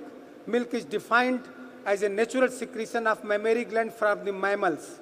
This can be called as oat shake, oat extract, oat fluid, oat beverage, whatever you want to call, but never milk. The process by which oat is turned into drink form, it transforms the complex starch into a simple starch, and this simple starch is very dangerous. It causes the obesity. This oat beverage is having more refined carbohydrate, which is worse for health than carbohydrate which are complex. They increases the sugar level immediately and insulin level also, and if both are increasing, then doctor says that it is very dangerous. Sugar level as well as insulin level if are increasing simultaneously. Oat beverage is loaded with the sugar, added, natural, canola oil and gluten, and all are bad for the health. Oat beverage is provide very few nutrients as compared to the milk, and that too, they are fortified. They are not natural nutrient in the oat. Soya milk, never call as soya milk. We always say the soya beverage. The soya beverage, apart from protein and iron, these two are in high content. That everyone should agree. It is good in protein, it is good in content. But other nutrient, what we have in soya beverage is fortified. And it is falsely, consumers have become enamored for the taste of the non-dairy drink. It is the most controversial food. Soya is presently most controversial food because of one phytoestrogen, that is the isoflavones, and which is very similar to estrogen. And it can cause female infertility, cancer cell, and thyroid malfunction. So let us be careful. The soya food, the way soya is converted into fluid, the soya is converted into the beverage, it is having very high content of phytoestrogen. Soya is having a potential endocrine disruptor which can mimic the estrogen activity. And if estrogen activity is mimicked in the children, in the human population, then we can see all the problem, breast cancer, hinder thyroid function, and all these things. Boiled soya bean, we calculated it is having 90 to 130 milligram of isoflavones per 100 grams. That is the phytoestrogen. So it is a estrogen in nature, found in the plant. Please never consume soya beverage, which is called as soya milk. Not only that, medical doctor has given the 8 common allergens for which society is having allergy. And soya is one of them 8 most common allergens for both adult as well as children. The main types of protein in soya beans are glycine and conglycine, which makes approximately 80% of the total proteins. And that protein is triggering the allergy.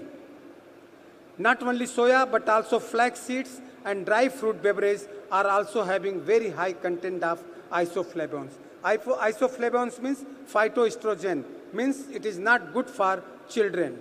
Soya is also having high content of phytic acid, which chelates the calcium, magnesium, phosphorus in our GIT and does not allow its absorption. So a lot of problem with the soya milk, with the drinks what we call. Let us discourage and let us not compare with the milk. Almond and cashew drink, which has become a fashion nowadays, it is very poorly concentrated source of beneficial nutrient even found in the almonds. Almond is having nutrients, but the way almond is converted into drinks, even 30% nutrients are not coming in that drink, including protein, fiber, healthy fat, and all these things. In fact, many brands contain only 2% of almonds and 98% of fortified nutrients. They are often preferred by removing the skin, which further reduces the protein, fiber, vitamins, and minerals. It also contains phytic acid, which binds calcium, iron, zinc, and reduces its absorption and bioavailability. Cashew drink is again very poorly absorbed, very poor as far as protein content is concerned. Coconut drink, so there are so many drinks coming in the market. Coconut drinks may be an option for the milk. People say that, okay, coconut drink may be option for a drink. It is giving a taste of coconut. It does not contain protein at all. It has very little and no carbohydrate.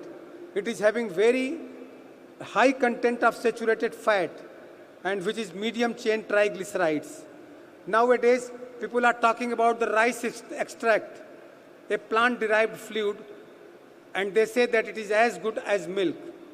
But the actual thing is that rice extract is very low in protein and fat, yet very high in protein, carbohydrate content. Rice extract contain very high inorganic selenium. I have seen the area of Punjab where rice is having very high content of selenium. And if we extract 90% selenium from rice goes to the extract, with which very potential health hazards have been seen. If rice is also the main food, which is in many parts of the country source, then this population are going to suffer maximum. This 4-point is applicable for all plant-based beverages. All non-milk plant-based beverages have added sweetener, added sugar, artificial flavor, artificial color, thickeners, preservatives, and salt. And your clinician says that you avoid all these things. You avoid all these things, and all these things are added in all plant-based beverages. Highest amount of thickeners are in soya beverage. Say no to soya beverage.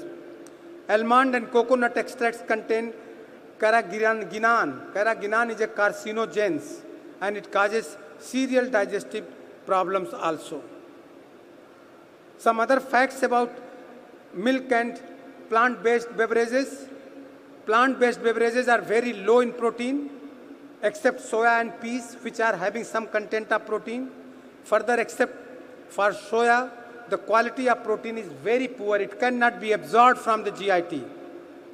Milk has 8 times more protein than any beverage of rice, coconut, flax, almond, which also contain a long list of added unhealthy food in these beverages.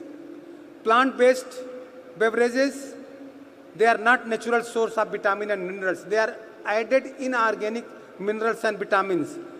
However, in milk, it is present in the naturally. They have been made to mimic the milk by fortification. However, this practices is not standardized. Organic products are not permitted to contain many of the added minerals and vitamins. FSSAI never admit, or any regulatory authority recommends that many organic products should be fortified. Nutritional quality of all nutrients and in plant-based beverages is very poor than milk and infant formula. And their use in infant formula may cause serious nutritional intake. If I want to summarize, then I can say that yes, there is no alternative of milk nutrition. Milk is best natural food full of nutrition, and that too nutrition of concern, which is present very less quantity in other food but in abundance in milk. Pharmacologically and active molecules which are going lot of health attributes are also present in the milk. So friends, let us remove all myths about milk food. Let us create awareness about the facts and science of milk nutrition and pharma active molecules and their beneficial effects of human health. Recently, bioactive peptides have been isolated from milk, which is having 67 times more analgesic effect than common analgesic which we are using at present in human medicine. Plant-based beverages should never be named as a milk, as even milk analog or dairy analog. Even not milk analog, dairy analog, forget about the milk, as these can never mimic the food matrix of the milk. Again, I repeat that it is not only one nutrient present in the milk, it is the food matrix. Casein helps absorption of calcium. Calcium helps absorption of phosphorus. Phosphorus helps absorption of calcium. So it is matrix of the food, interaction of all nutrients and vitamins and helping each other like this. The definition of milk is very well defined. These are creating confusion. These myths are creating confusion in the mind of consumers. Let us eradicate these consumers. And let us give one slogan that Mangal Hoya Budh, Rose Pio Dudh. For the dairy sector, it will be a boon. Thank you very much for your patience hearing, and thanks for this, giving me this opportunity. Thank you, sir. Thank you.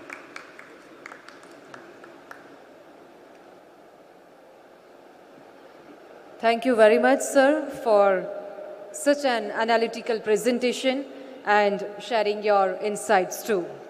Ladies and gentlemen, it is a matter of great pleasure that Dr. Srinivasan's son, Mr. Raja Ram Swami, is present here in this hall.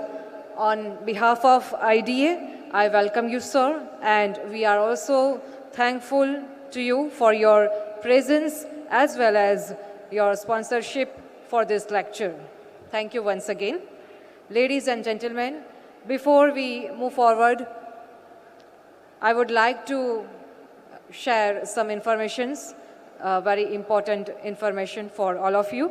First of all, you may collect your registration kits behind hall number 4 from 3 p.m. to 6 p.m. All are requested to have lunch at hall number 11 after this inaugural session.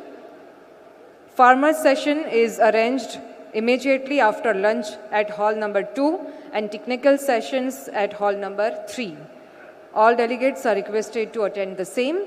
Exhibition announcement are as under hall number 10 for production and utilities, and opposite to it hall number 12 where equipment वो hall number 1 है.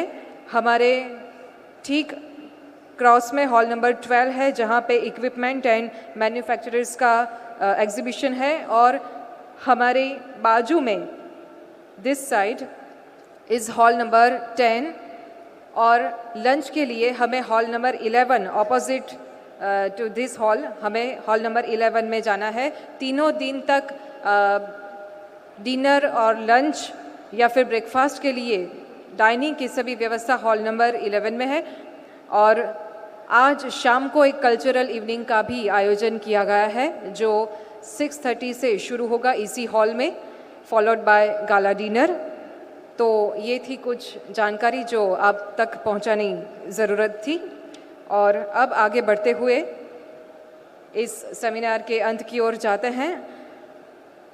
I would like to invite Mr. Amit Vyas, MD Amul, and Chairman IDA West Zone for his vote of thanks.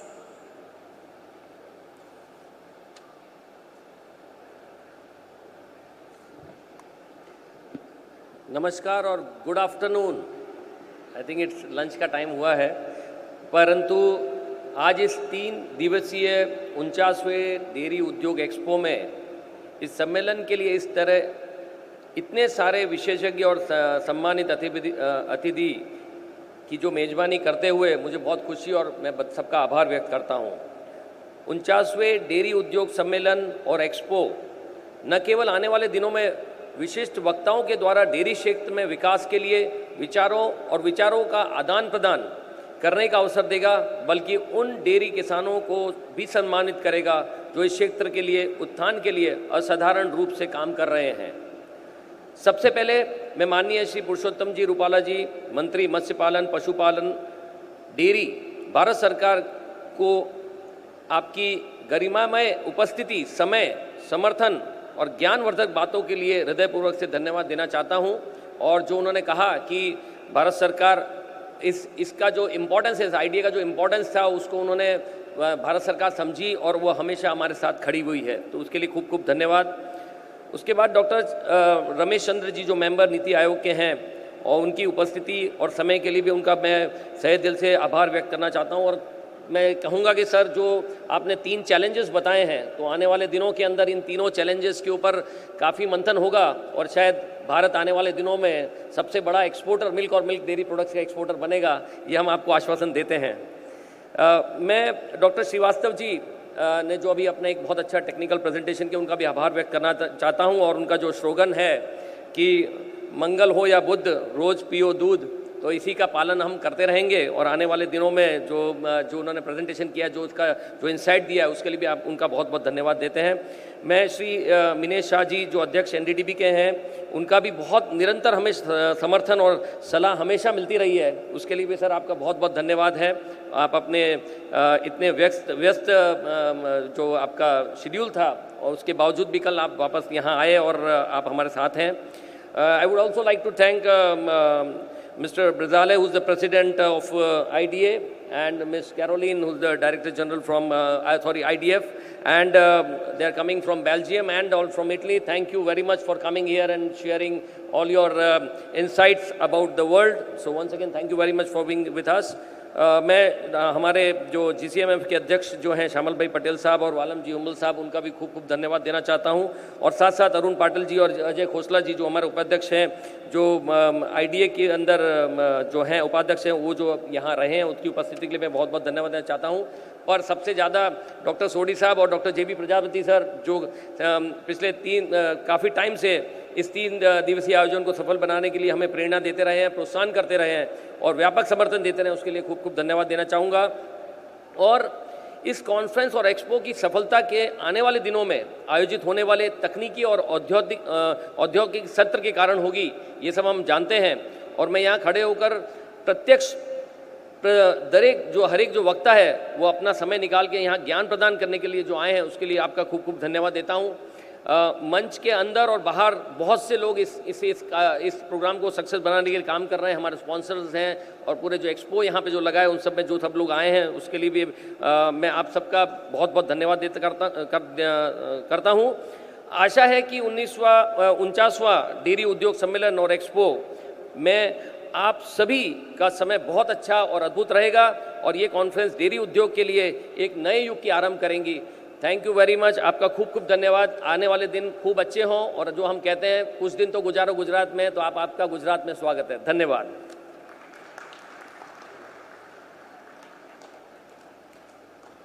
और आपका भी बहुत बहुत धन्यवाद sir.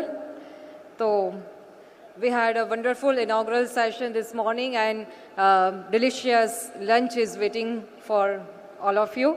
So with this note, let us conclude this inaugural session. आप सभी का फिर एक बार बहुत बहुत धन्यवाद।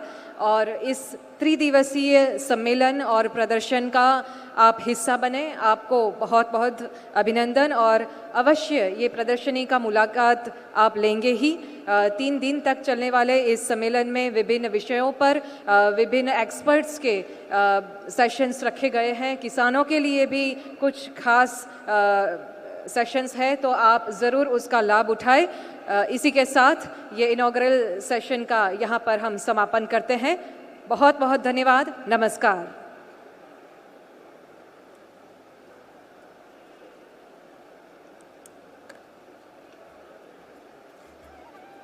Of many regions, numerous languages, and 1.3 billion hearts.